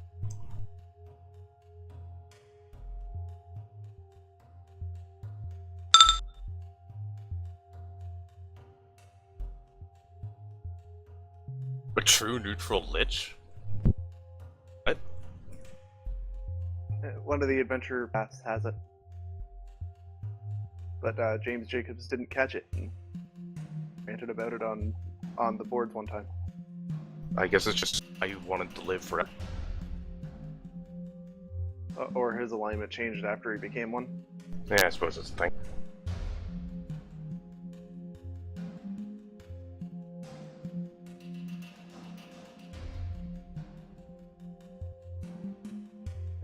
It's canonical, and it pisses him off.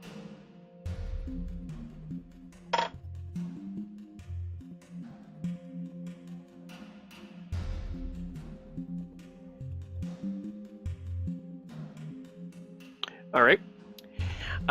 You guys are covered in a thin film of protective aura that quickly fades. although not to detect magic vision. Of course. Now we glow even more to detect magic. Great. Like beacons already. So, about your 2 guards in tow, one of whom was supposed to be your watchdog as you wandered about the house. Well, Right. he could be told that we've been down here all this time. We have been down here all this time. What about the other one? These 10 square feet of cellar need a lot of searching, don't you know? Well, the other one's supposed to be in that room anyway, so we just leave him in there.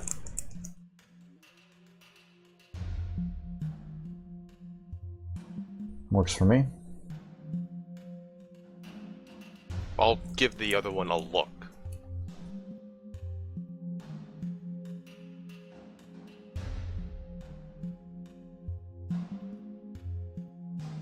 He returns a neutral stare.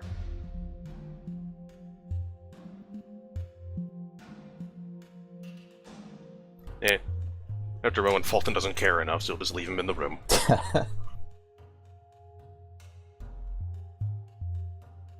Alright. You close the door from the proper side and reblock it with the barrel? Yes. Okay. Alright, we'll tell the other one that we've been here the whole time. Want to just leave him here? Well, he's supposed to be with us the entire time, right? I suppose. Have him escort us out, I guess. Yeah, as long as he's... Is he supposed to walk in front, or is he behind us when he came down here? He was behind just because he didn't want you behind him. Then we'll walk in front. You proceed back up the stairs to the main floor. You can hear lots of commotion upstairs, and a servant comes over. Oh, you're here. Yes. There seems to have been something going on upstairs. I've been trying to find the lady of the house. Have you seen her? We have not. We've been downstairs all this time. Oh, she must also be up there. I'm sure the guards will find her. Oh, I better go search the garden again. My petunias. And he disappears out a back door.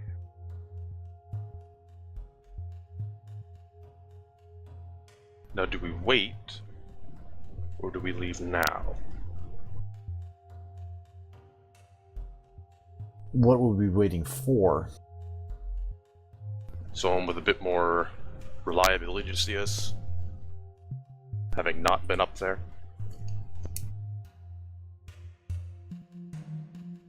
Will there be the guards on the way out? If they're still there and haven't run upstairs. Yeah, I mean... Too much is basically making eye for us to... It becomes too obvious that we're trying to be True. seen not being up there. Yeah, let's just leave then. Yeah, we can come back if we need to.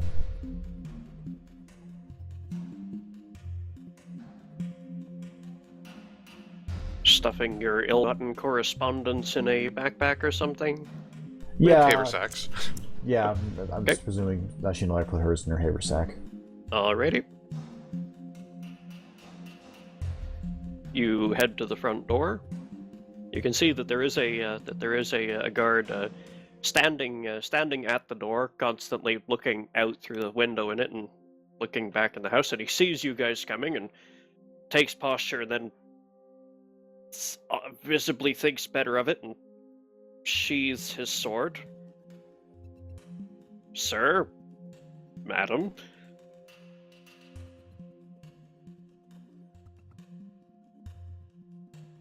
We may return at a later date, but we're done with our search for now. I shall inform the lady. Fulton will just nod.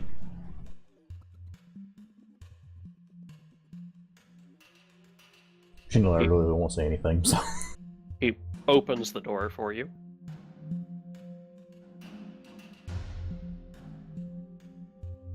Out we go. What are we gonna do about the dominated guy? Ah, he's fine. Guard at the door. Roderick, where are you going? We could kind of use the extra hands. Go back and help them, do whatever they ask of you. He shrugs, nods, turns back and goes inside. The door is closed. And you're back out on the walkway from the street. Fulton, would you like to have? Would you like me to take a look at that gym? Sure. Can you also resummon your Eidolon before it gets stepped on something? I'd rather not have it caught in there until we've already left. I've already dismissed it. It would take too much time to resummon it right now. Yeah, it'd just be... I would just have to stand there summoning it. It's a minute ritual. Yeah, it's Probably not don't exactly want to a do quick that in the middle one. of the street.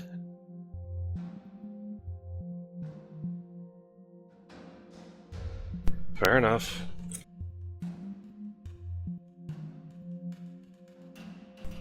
How about we get out of the street first? Yes, we should go and wait for the others. Get some communication going.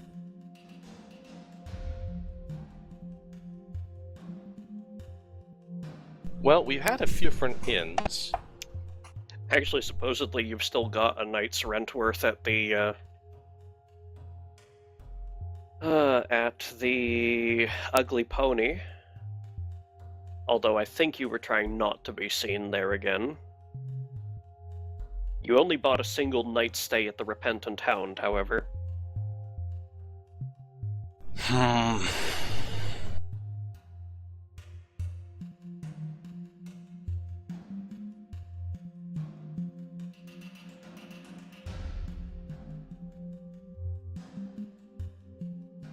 Well, they went off to the Dwarven community. Did we see any inns or closer to that gate? Like, Closer on to our the- first entrance to the city? To the East Gate, the Red Armory? Yeah. No, the Ugly Pony was the first one along that main road, although there may be one on one of these side roads. Let's go looking there, then, so we'd be closest to where they'd come into the city. Okay. By the way, do we really not make any kind of rendezvous plans? Nope. We really should have done that. I think the assumption might have been to meet them at the Dwarven village.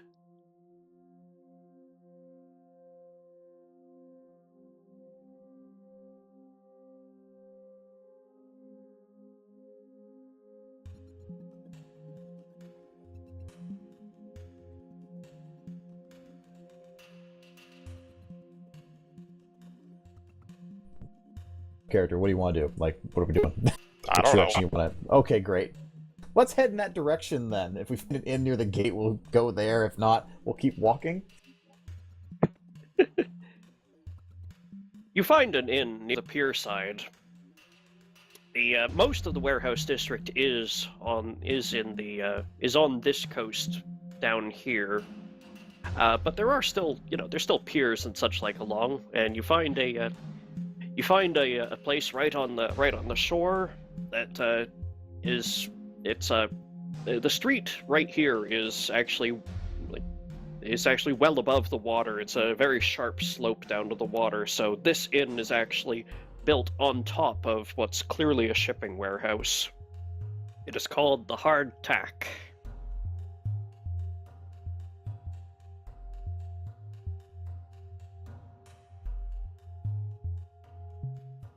I suppose that would do as well as anything.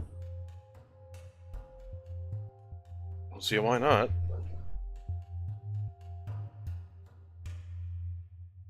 You Let's go to the hard attack.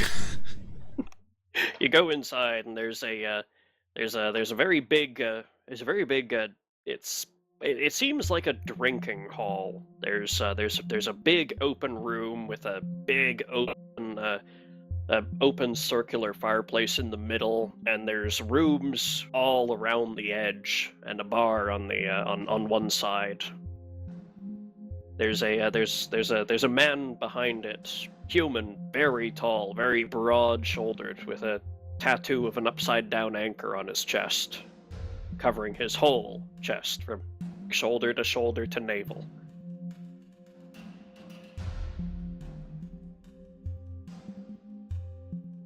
Well, that's impressive.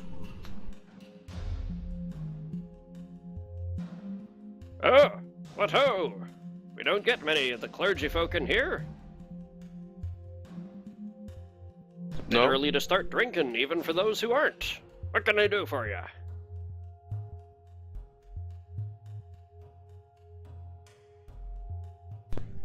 Falta's going to glance at Sheena.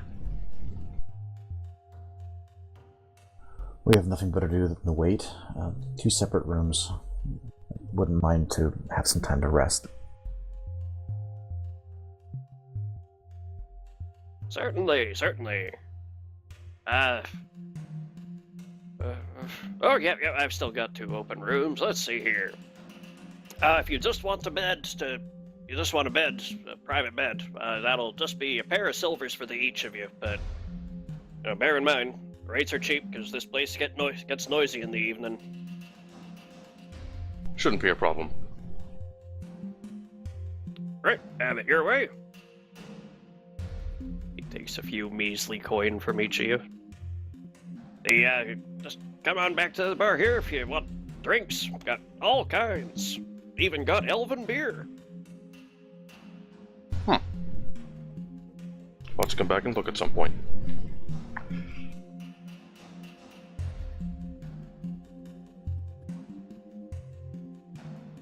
You find that the rooms are, they're barely big enough to contain the small bed that's in each, but it is a room with a big enough bed to sit on and a table on which you can array your clothing. Windows or no windows? One of you has a window, and that is Fulton. Okie dokie.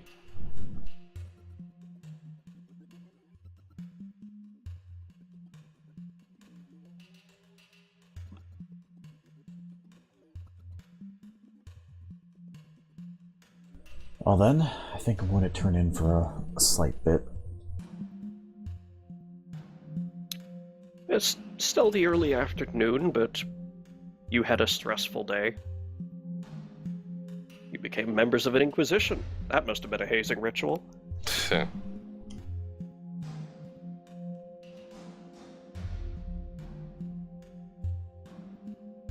All right. The whole thing, whatever. I still have some things I can do. Mm-hmm. Anything in the frame of the next hour? Of the next hour? Maybe.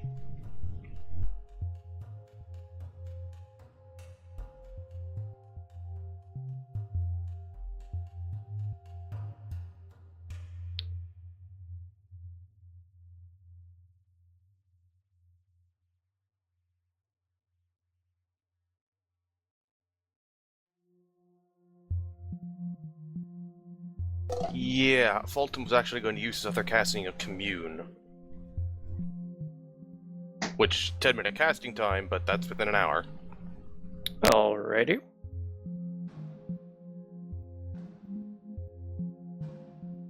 I was going to check various questions to ask.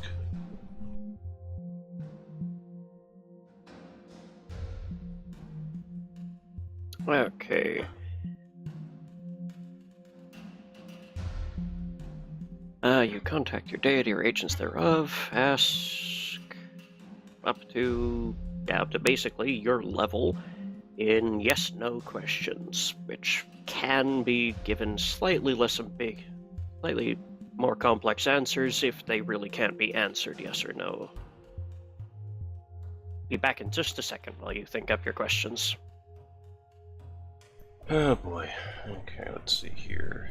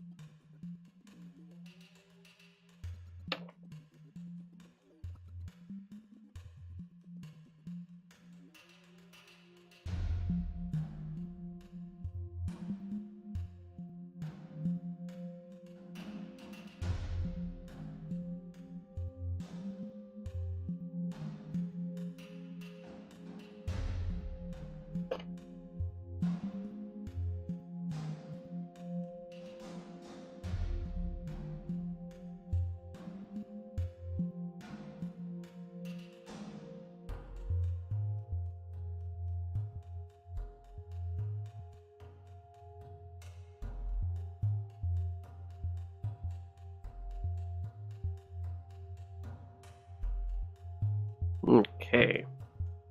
Fulton, what are your questions? I assume we're just skipping over the whole 10-minute casting time. Yeah, there's nothing that's going to happen back at the village in that time, and it'll still be that hour until Lindahl is finished having a nap and re-preparing spells.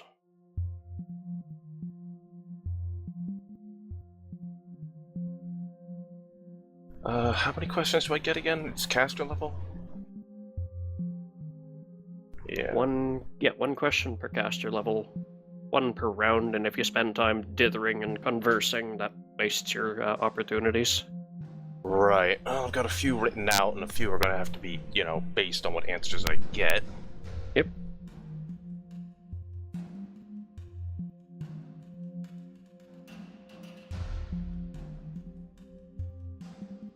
Yeah, alright. I guess I'm ready to go.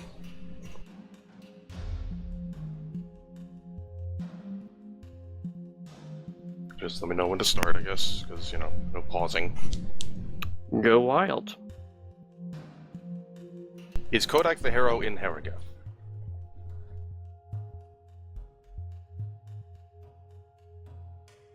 No. Are we closer to finding Kodak the hero by our search of Havelock Hart's mansion?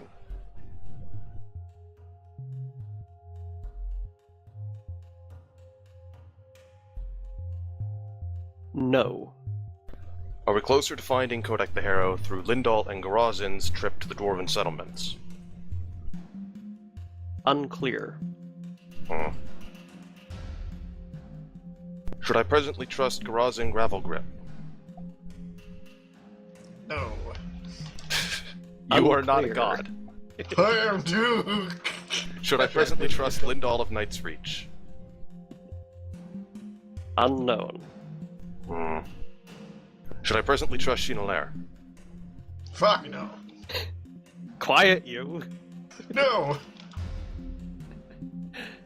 Unclear. Yeah. I'm Of course it's sorry, unclear. my He's asking whether or not to trust us. Like God would know that. To be fair, my policy is Commune doesn't work on asking questions about player characters. Fair enough. Okay. What was... Yeah. Is the purpose of this gemstone malicious? Yes.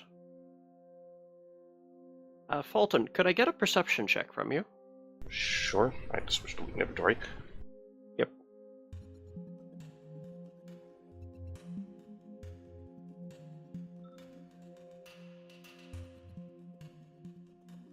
Okay. You hear a bit of ruckus picking up in the drinking hall outside, and also people moving about in the adjacent rooms. Adjacent rooms? Yeah. Including the one Chenalair's in? Yeah. Who knows? She might just be, doing jazzercise or something. Jazzercise, really? Okay, is this gemstone related to Havelock Hart's activities as part of the cult underneath the city?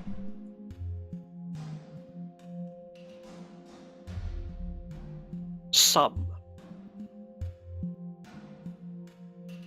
Okay. Is this gemstone related to Kodak the hero? No.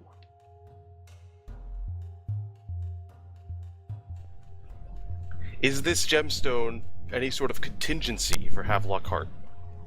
Yes. Is this a contingency for when he is dead? Yes. Has it been activated? Yes. Lovely, go by to my Chenalair's count- room. By my count, you have 3 left? Leaving it off, going to Chenalair's room. Okay. You get up, step out into the hall, open the door to Chenalair's room, and it is empty. Damn it.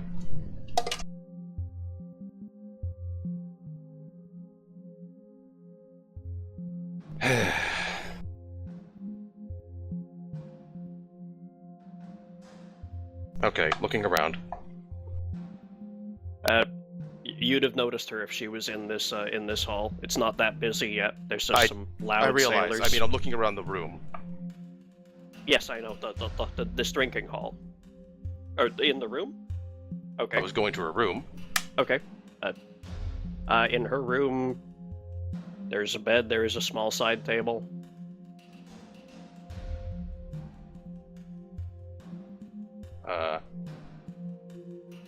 There is no window. You must have gotten the luxurious one. Mostly just noticing Brad's disconnected.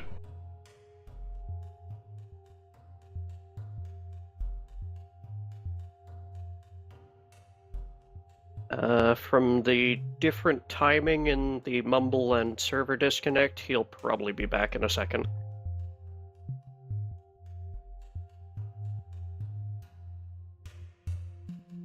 Right, I'm looking around the room for... I'm assuming the bed isn't actually slept in. It looks like it was sat on. Okay, detect magic? Anything? Nothing in the room. Okay, heading out to the drinking hall. Ah, fuck. Going to the bartender. You know, the innkeep we talked to earlier. Hey! Have you seen my companion? Hmm? Oh, yeah, she just stepped out. Did she say where? No? Thank you. Leaving. Come back next time. You're out in the street? I assume I can't see her. No. How about this? I'm flying now. Alright, you're flying now.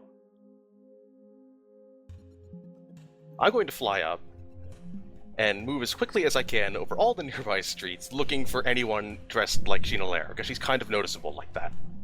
Okay. Have a perception if you want it.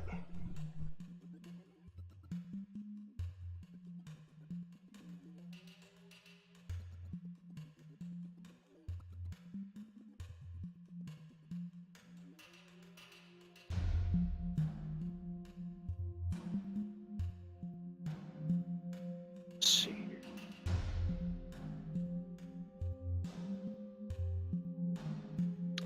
Let's see here. The streets are only slightly busy.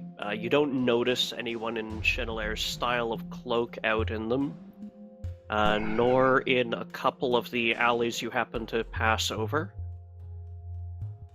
There is plenty of crowd down on the dockside where people are loading and unloading ships, and there's plenty of activity on the main road just to the north. If she was trying to hide in a crowd, maybe she'd try one of those.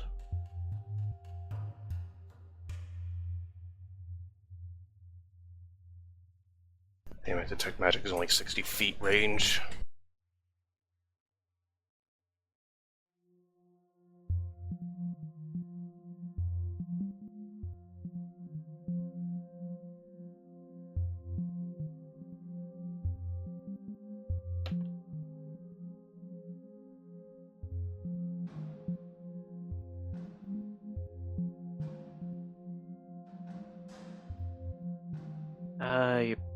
You've been flying about for a minute now, looking around. Roll me another perception.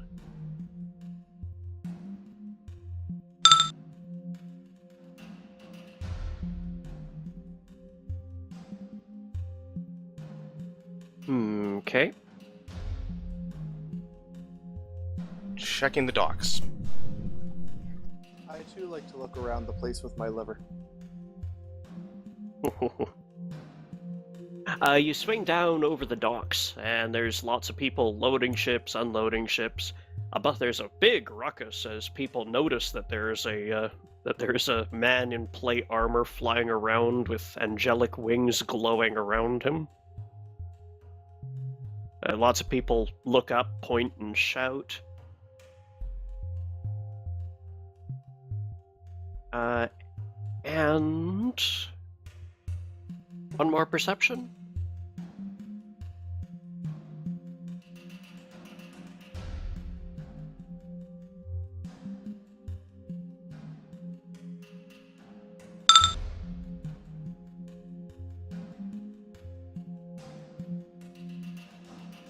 You suddenly notice that there seems to be a figure in the water just beside some of the ships, as though they're trying to hide underneath one of the barges.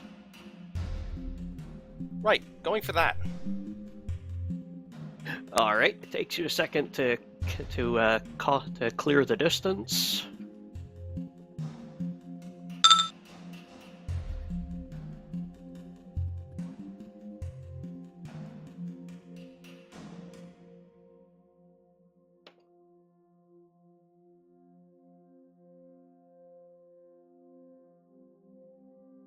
All right, there's someone just under the surface, near that barge.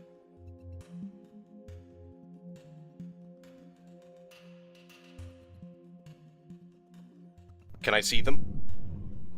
The water's too dark, and in fact, it's a bit frothy, as though whoever it is struggling. But I know someone's there. Yep. That makes this kind of ambiguous. I don't know if it'll work. Hold on.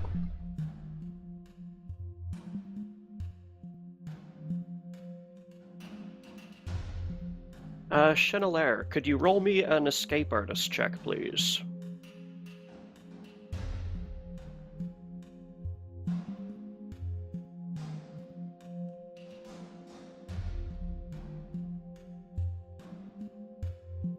You are under the barge, and someone has tied your cloak tightly around the rudder of the barge. And oh dear, that's a 19. Okay. You struggle. Your options are either to leave the cloak and pretty much everything you're wearing that isn't your clothing under your cloak behind, or to try again. And make me a con save. Fulton, you're above the water and you can see someone struggling under there. What happens to angelic wings when you go underwater?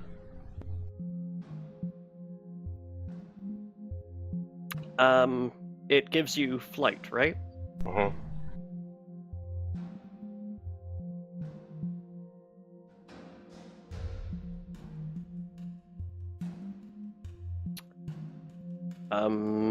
This is the greater one. Yeah. Near as I can tell, you're able to fly at half speed underwater. It just doesn't confer breath. Unless these are actual wings, not fly as per the spell. They are actual wings. Oh, okay. So, yeah, you're just left to your normal swim speed if you go under the water. Damn it. And your own swimming ability if you go into water. Yeah, which it has a strength check, but it also plate. has the armor check penalty, yeah. Yeah. Which mostly balance each other out, but... If you have any means of giving yourself flight as in the spell, then you'll be in much better footing. Not prepared, I don't think. I do have something else, I think. Yeah, just take 10 minutes to prepare it. I'm sure they can wait. Yeah, Chenelaire, escape artist and con.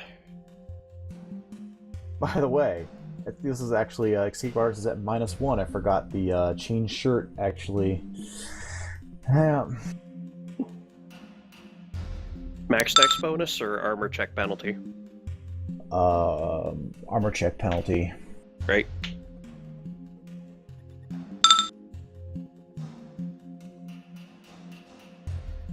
Does it do what I think it does? It does. Good. Okay, this is what I'm doing.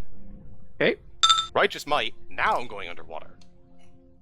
What does Righteous Might give you? I go up in a size category and getting +4 strength and con. Gotcha. So, enough strength that you hope you can outfight your ACP? Yes, if nothing else, I can hit the bottom and jump up again. Okay.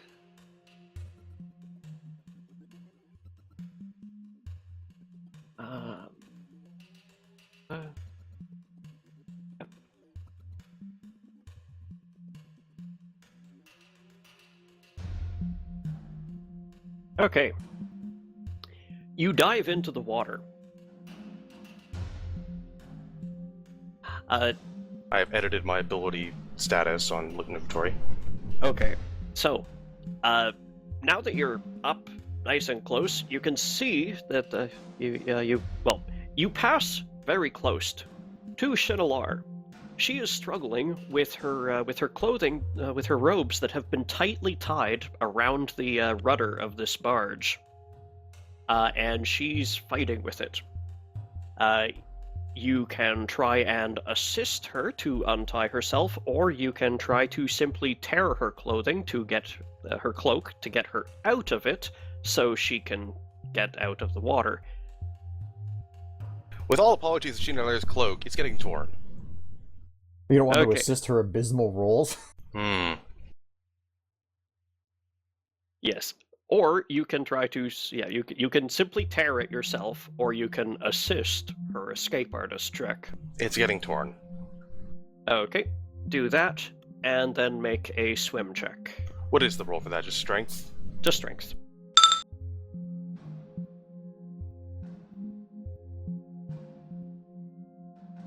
My swim will just be a,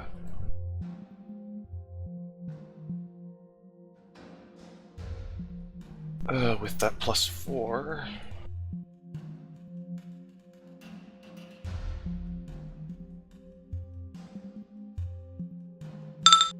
There you go. Okay, you manage to while submerged, dog paddle to keep level with Shinalar and the rudder, and you've torn the clothing enough that Shinalar will now have an easier time at her escape artist check, which she may now make.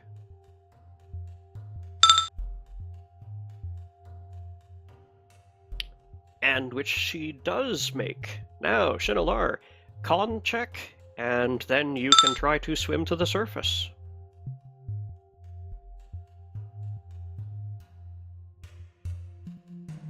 Have they drowned yet? Fulton's not going to be drowning anytime soon. Maybe I bought a Pearl of the Sirens, like, in character creation. It's like number 1 on my list of shit you need to have. Yeah, she rolled pretty low this time. Shinalar, She drowned yet? Sorry, go on. you are now unconscious at 0 HP. Oh, Woohoo! She drowned! Grabbing Shinalar. yeah. Yeah, says the man in full plate. Have fun with You don't need to make a check to grab her, but now your swim has a bit of a penalty to get both of you to the surface. Go How for much? it. Let's see here. Carrying a helpless creature. I'll just roll the +3. Actually, you can, take whatever off of it. Okay. That's a 20. And even with the minuses, that beats the 15.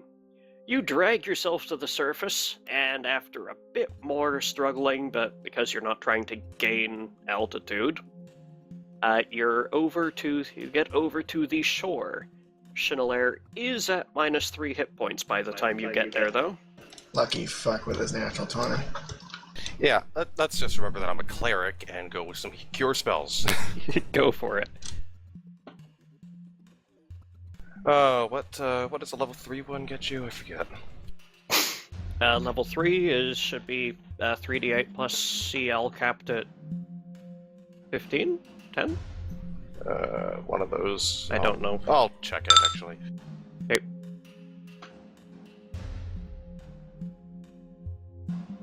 Converts unprepared. Mm-hmm. Shinalar, you gasp back to consciousness, and the last thing you remember before suddenly being drowning is standing in that bedroom, looking down at a leather bag that had just fallen out of the cabinet that Alakarak opened. Speaking of whom, you don't feel him anywhere nearby, but that is much less critical to you right now than the fact that Fulton is standing over you and you're both dripping wet. Fulton is also incredibly large and an angel. Yes, Oh, that's pretty much normal. yeah. An angel rises from the sea foam carrying a woman over his shoulder. That's normal. That happens every other Wednesday. There are confused sailors converging on you guys from both directions on the shore. Yeah, speaking of, before anything else happens, Fulton is grabbing Chenalair and flying into the air. Okay, off they go. That was my Yep. day today, son. I was fishing and that happened. Alrighty. I try not to question how this universe works. You will learn the same. Alright, so, Chenalair. Just as a matter of course, your robes and your haversack are currently on their way to the bottom of the river, but anything that you would have had on a belt or something, or in pockets, those will still be on your person. Okay. You have now been lifted up into the air. Yes, you're both now airborne. I'll Fulton's try going not to to. I'll just try not to cough everywhere. Fulton's going to keep flying up until they're basically out of sight of everybody on the ground. Like they can be seen, but they can't be made out. Alright. A minute later, you are halfway between the surface and the cloud cover. It's a bit chilly up here, considering you were still soaking wet, but you think someone would need a good spyglass to notice you from the ground. Now Fulton is going to glare at Chenalair. There'll be confusion as your response.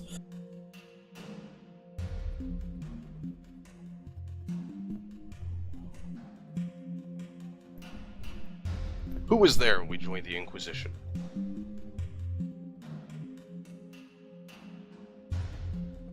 Well, just all of us and the Inquisitor, well, the Golem.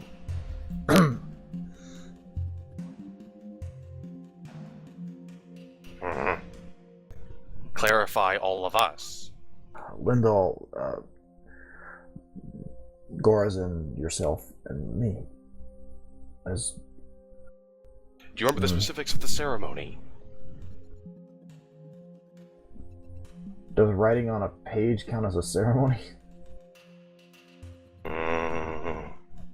Okay, what do you last remember? We were in the room, and there was that bag.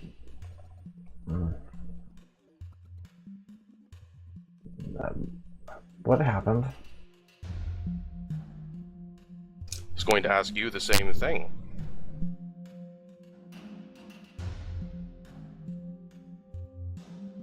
That's really all you remember. Yeah.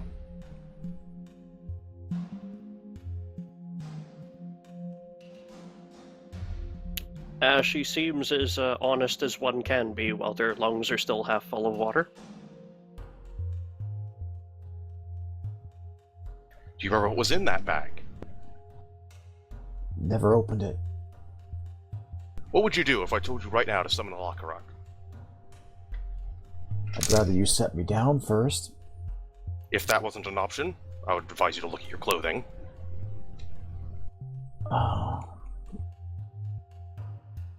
Actually, I'm not sure if she can actually do the ritual while standing, like being carried. It's not out of character. It's not actually asking her to. It's what would you do? I mean, I could. Sure. Why?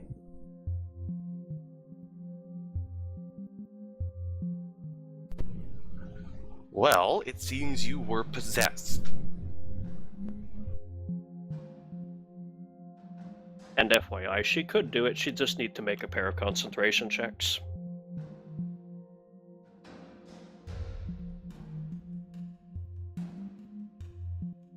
For the moment, though, you guys are both soaking wet, not in winter clothing, and it's quite cold up here. You're going to want to get to a lower, more comfortable altitude, or you'll have to start saving against cold climate. Or do that. I'm afraid I am definitely going to need you to make a concentration check to do that with your arms full. If you drop me just to cast that, We're high enough up I could catch you. great. You Maybe two it have a makes fun sure that- dynamic. Maybe it makes sure that you are who you say you are.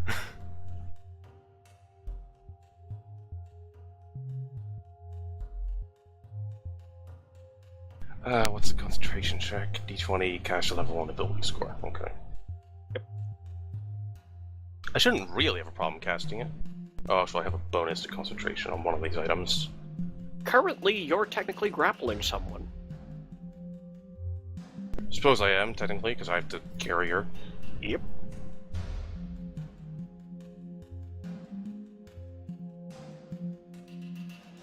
What is the DC for grappling? Yeah, I don't know. I'll just roll. I get a +1 from that. Yeah. Okay. I've got bad news. Hmm? That also, for spellcasting, that also stacks with the concentration check required for cold weather or whatnot. Yep. Oh, I'm checking. Hmm. Go ahead and throw. Go ahead and throw forget your if it brings it up, but it concentration. makes it I've harder. almost got the concentration DC up. There we go. I'd use my Right. wand of endure elements, but it's in my haversack on the ocean Yeah, floor. before I do that, just to check really quick, is there a way to stop casting the spell if it's gonna drop her? Yeah. It'll just fizzle. Sure, okay. Then I add 1, and that makes it a...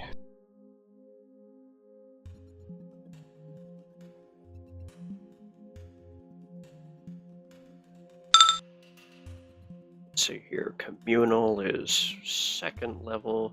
Oh yeah, 42 definitely blows it out of the water. That's what I thought. I was going to put the DC at about 30, considering you could get Shinolar's cooperation while you tried to cast it. So, carry on. No more cold. No more cold. Or no more worrying about cold, anyway. Yes. It appears you were possessed by Havelock Heart.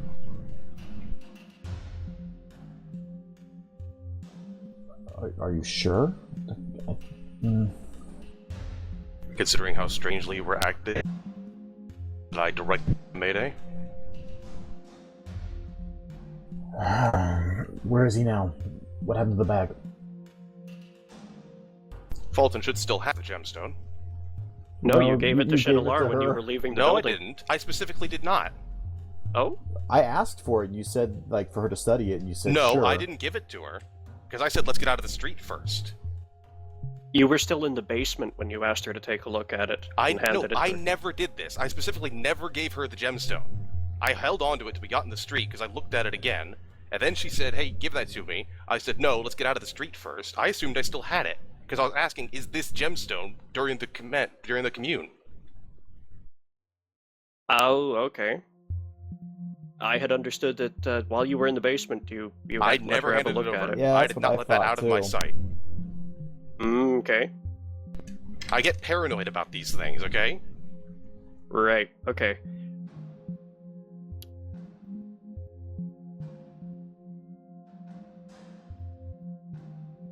Rightly so, actually.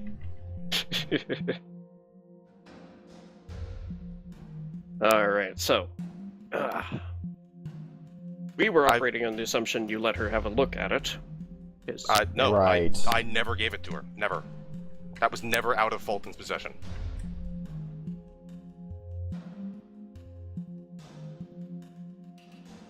Hmm.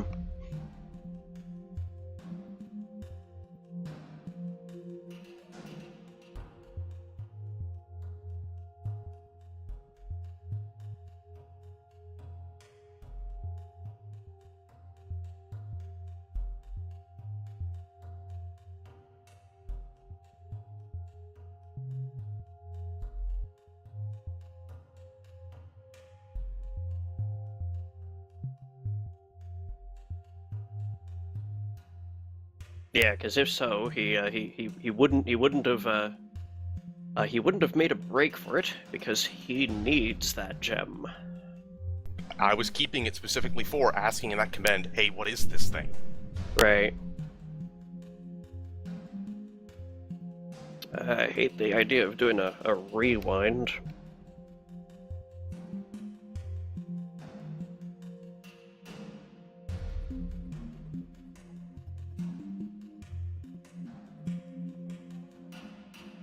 Especially since it kind of loses its impact now. Mm-hmm.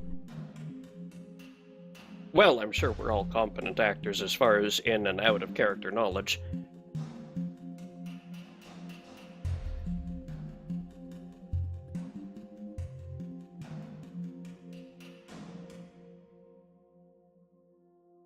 Hey, can I look at that? No. Oh, it caught my eye.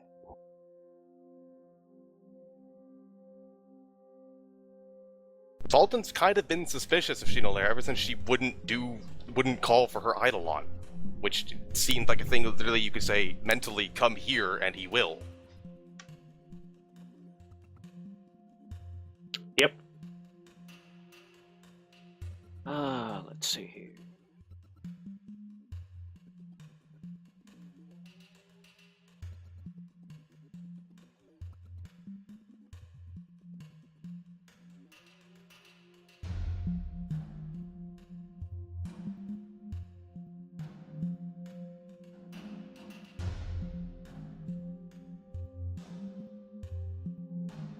I mean, not to sound dismissive or anything, but we are coming up on 6 o'clock here. If he needs to Yeah. be more permanent Yeah. than a I'm slap dash just- solution. Yeah, I'm just thinking. The most appropriate thing I can think of to do is to rewind back to when you came storming out of your room looking for Shinolar. I really hate to do that, but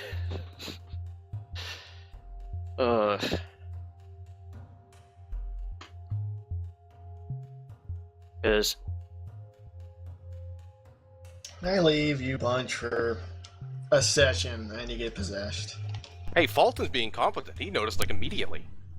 mm-hmm. You still got possessed, is the point. That had happened at I'm all. more surprised the protection from evil didn't do anything. Yeah, that is she actually was kinda weird. she was already possessed by that point. That doesn't mean anything. It still gets rid of it. It's Yeah, not. it does. It's not dominate. It's magic charm jar. or compulsion. It's hits- magic jar. Is that not an enchantment? No. That's necromancy. Yeah, You yeah, I see, I force did someone think it else's was magic soul jar, out but- and into Oh, the jaw. Hey, the soul it says it jar. right here. This spell does not expel a controlling life force, such as ghost or magic darb, but it does prevent them from controlling the target. But the target isn't in that body anymore. I think It stops them from controlling it, though. They just like fall over. maybe. It says it right there. It prevents them from controlling the target. I guess if he's in it, it would be like trying to control a pile of cement. No. Oh no, it's confusing. Hold up, pulling up protection from evil. Let's Google this crap. I'm sure this has to have come up. Yeah, there's a Paizo thread as soon as I search for it. It says, looks like the first response is, the possessing force wouldn't be forced out, but the possessed creature regains control of their body for the duration of the protect spell.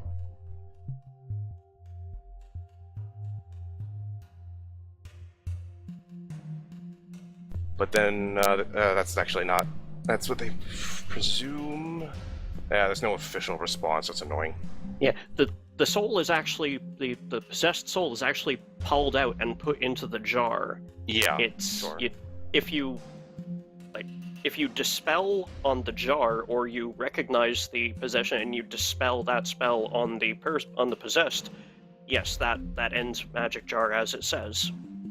Well, pardon, it's not magic jar. It's another spell that is as per magic jar with additional abilities. But remind Sure, it's as magic jar. Yeah.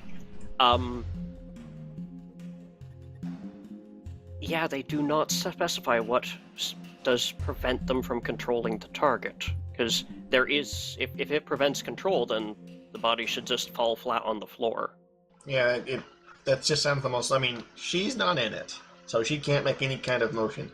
He is in it, but he can't do it either. So the body should just over and do nothing. Maybe breathe. Breathing is an unconscious action. I mean, it's Yeah, automatic. Anything subconsciously based should still function. And he could still be in there, like, I don't know. The soul's still in the body. It doesn't boot him out at all. Yeah. One I guess second, if I'm there was checking a something you couple. could- Yeah, There's this some is. big It's also one of the few things in the whole game where it explicitly says the DM decides how that works. So Mhm. Yeah. And I decided it has the same effect on the possessing Havelock heart as it would on Lindal. He feels itchy, but it doesn't actually threaten or damage him.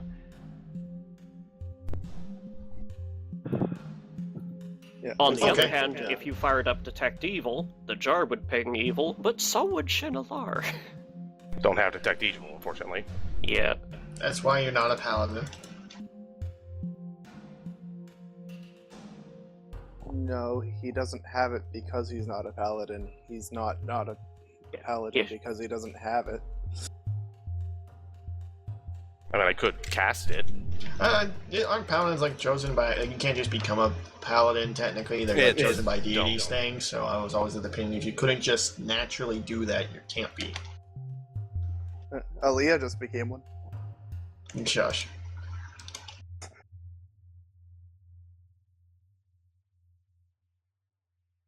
Oh, I'm level 21 now. Guess I'm a I always thought it paladin. was like sorcery, like you're born into it or you can't do it at all, regardless of the fact you can multi-class. Well, let you discover your heritage. I don't know. Fuck off.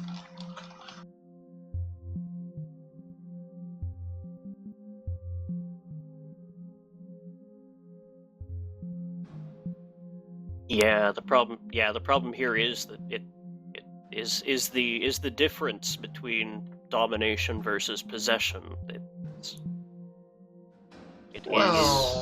It would definitely prevent someone attempting to soul swap using Magic Jar or Ghost, but Actually, I yeah, just- no, it that brings up a good says- point. You're not actually dominating. I know anyone. what it says, but that doesn't tell us what would happen Well- when the two do interact. Look, I think the easiest thing to step back to is to allow the magic, the circle protection or whatever, to not mess with it, but then we got to deal with the gem. Like, that not being passed over does change the most stuff, whereas the other one we could just kind of say it's just specialized spell and just leave it at that. Yeah, if you want a second person who's done the DM's reading on it, these spells interact weirdly, but I think that protection from evil should just stop the initial possession, because it's not a form of compulsion. It's actually taking your soul out and cramming somebody else's in. You're not actually compelling the body at all to do anything because you are the body. Yeah, other the person damage is is over done. the fuck there. It's your body now. I really disagree with that, but I'm fine to go with it.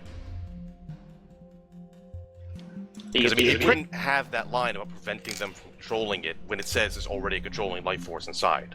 If it didn't do that. Yeah, that sounds like something that wasn't caught in playtesting. Nah, Yeah, most yeah. likely not. Like I said, the only choice you really have is go check the Googles. Yes. Yeah, also all the threads I'm reading, it's just people going back and forth on the exact points that we're having, because clearly Yeah. other people have run into it. I am...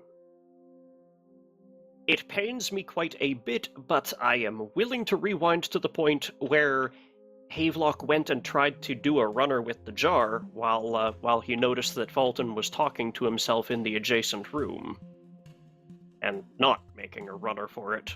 You'd probably get Havelock in Shinalar pinned down quite quick. Chinelair is not exactly the most physically capable combatant. No, however, you do have... It is Havelock Hart with his retinue of spells in her body. So he is a spontaneous caster then, not prepared.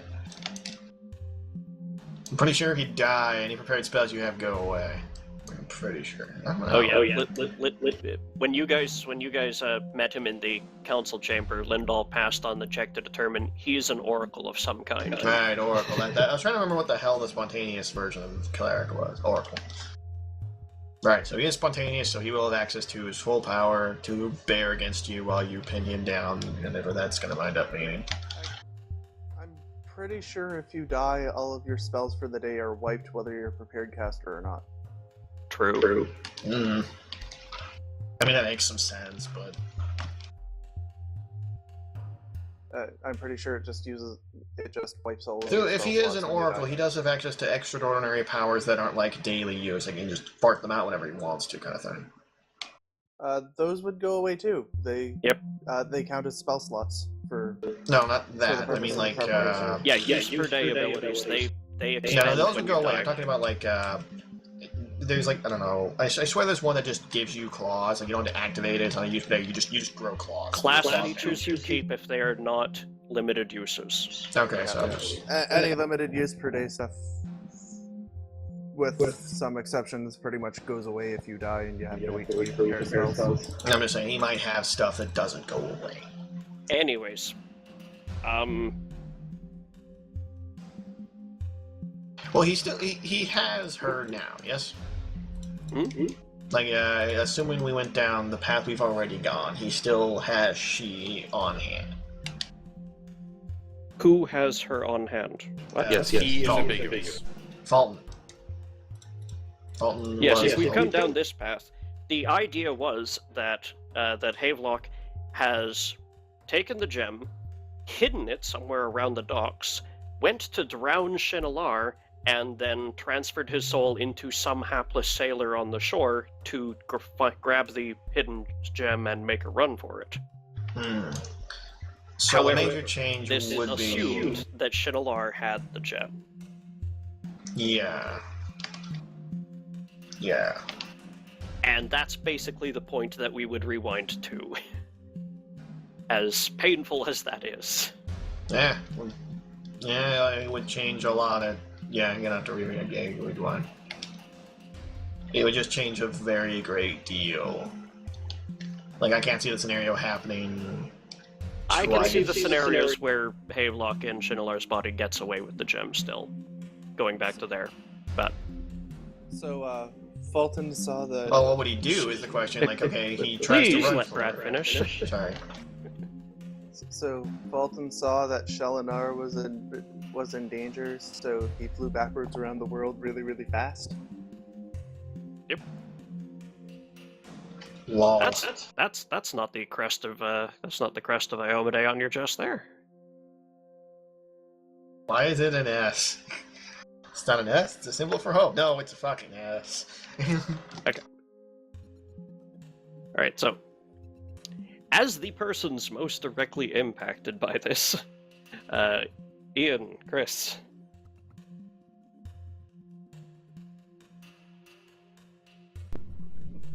I'm not put into the best mood by all this, just because I hate dealing with this kind of shit. Yeah, I know, and I'm sorry. I don't mean the time rewind. I'm fine with that. I mean mental possession shit. Yeah. Well, I actually don't mind it one way or the other. I mean, whatever works out being most convenient for everyone to stay in character.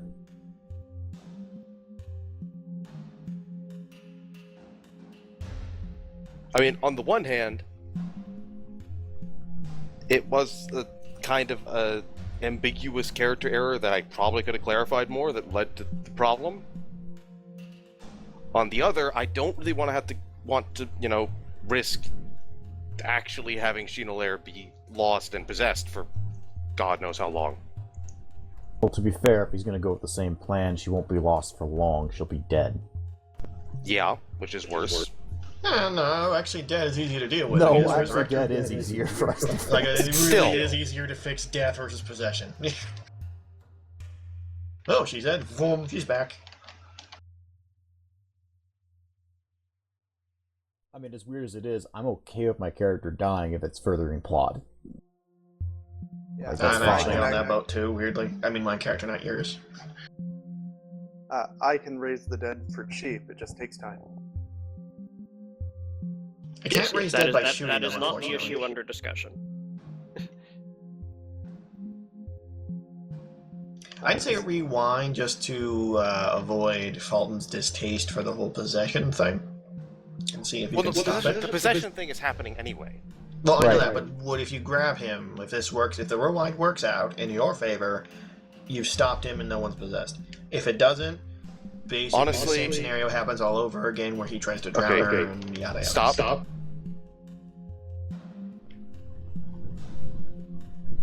Hammer time? My vote is not rewind. Keep it as it is. He can have the gem. Okay. If we went back in time, there's nothing Fulton can do for this anyway. He's out of dispels. Break enchantment doesn't do shit to this. Holy Aura won't do anything to it either. This is the best case scenario. Well, I mean, you could defeat her in a fight. And he's got no spells. You know, and... That's not guaranteed with Havelock Oracle magic. Because yes, it goes away when he dies. I'm pretty sure he's been dead for more than a day now. No, it's not like you get them back when you come back. Little more. You have to rest in order to get your spells back. And being dead doesn't Rest count when as you're resting, dead. as retarded as that sounds. Is that actually a thing with oracles? Do they have to rest, or is it just like No, they have to rest. time Sorcerers. spent? Yeah, oracles, like summoners, get it back with rest. And it comes back when they finish their rest. Unlike That does actually clerics, change things then. Yeah, it's not like unlike you have to clerics put who up a pray fight. at a certain time of day or later, or wizards who get rest and then prepare. Though that would mean that he wouldn't have been able to teleport them to the basement. That is true. Yeah, any spellcaster who dies is fucked if they want to cast spells later. Oh no, in the you same guys, day. you guys were off screwing around at the in the other city for more than long enough for him to get it to get in the body he ended up in to get his spells back. Wait, what? Oh, so he's not just been in a jar? I guess, I don't know, I'm confused again. I say rewind and kick his ass. Well, let's just set the spells aside, because honestly that's just trying to hedge bets, and we should look at things Okay, from... no, fuck it. Don't rewind. He can have the Okay. gem. I pretty much go with whatever Ian's okay with, because it's his decision on what happened. I'm complicit with okay with everything that's happened thus far, regardless. It was in fact done to you, yes. So,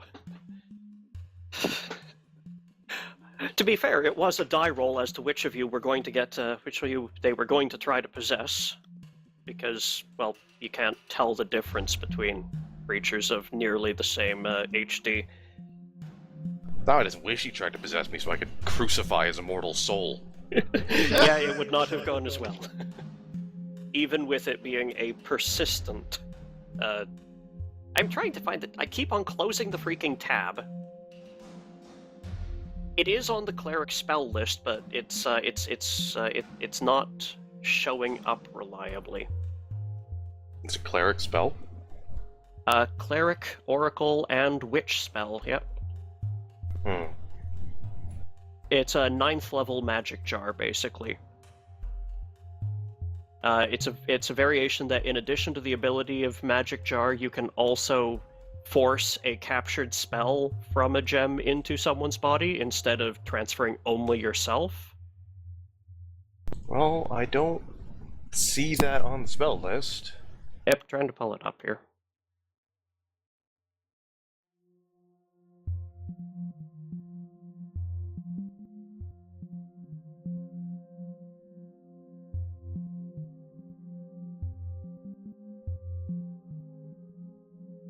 There we go. Yeah, I keep on losing it. Parasitic Soul. Which is the only reason I have to use it instead of Magic Jar, is because this one is castable by Divine.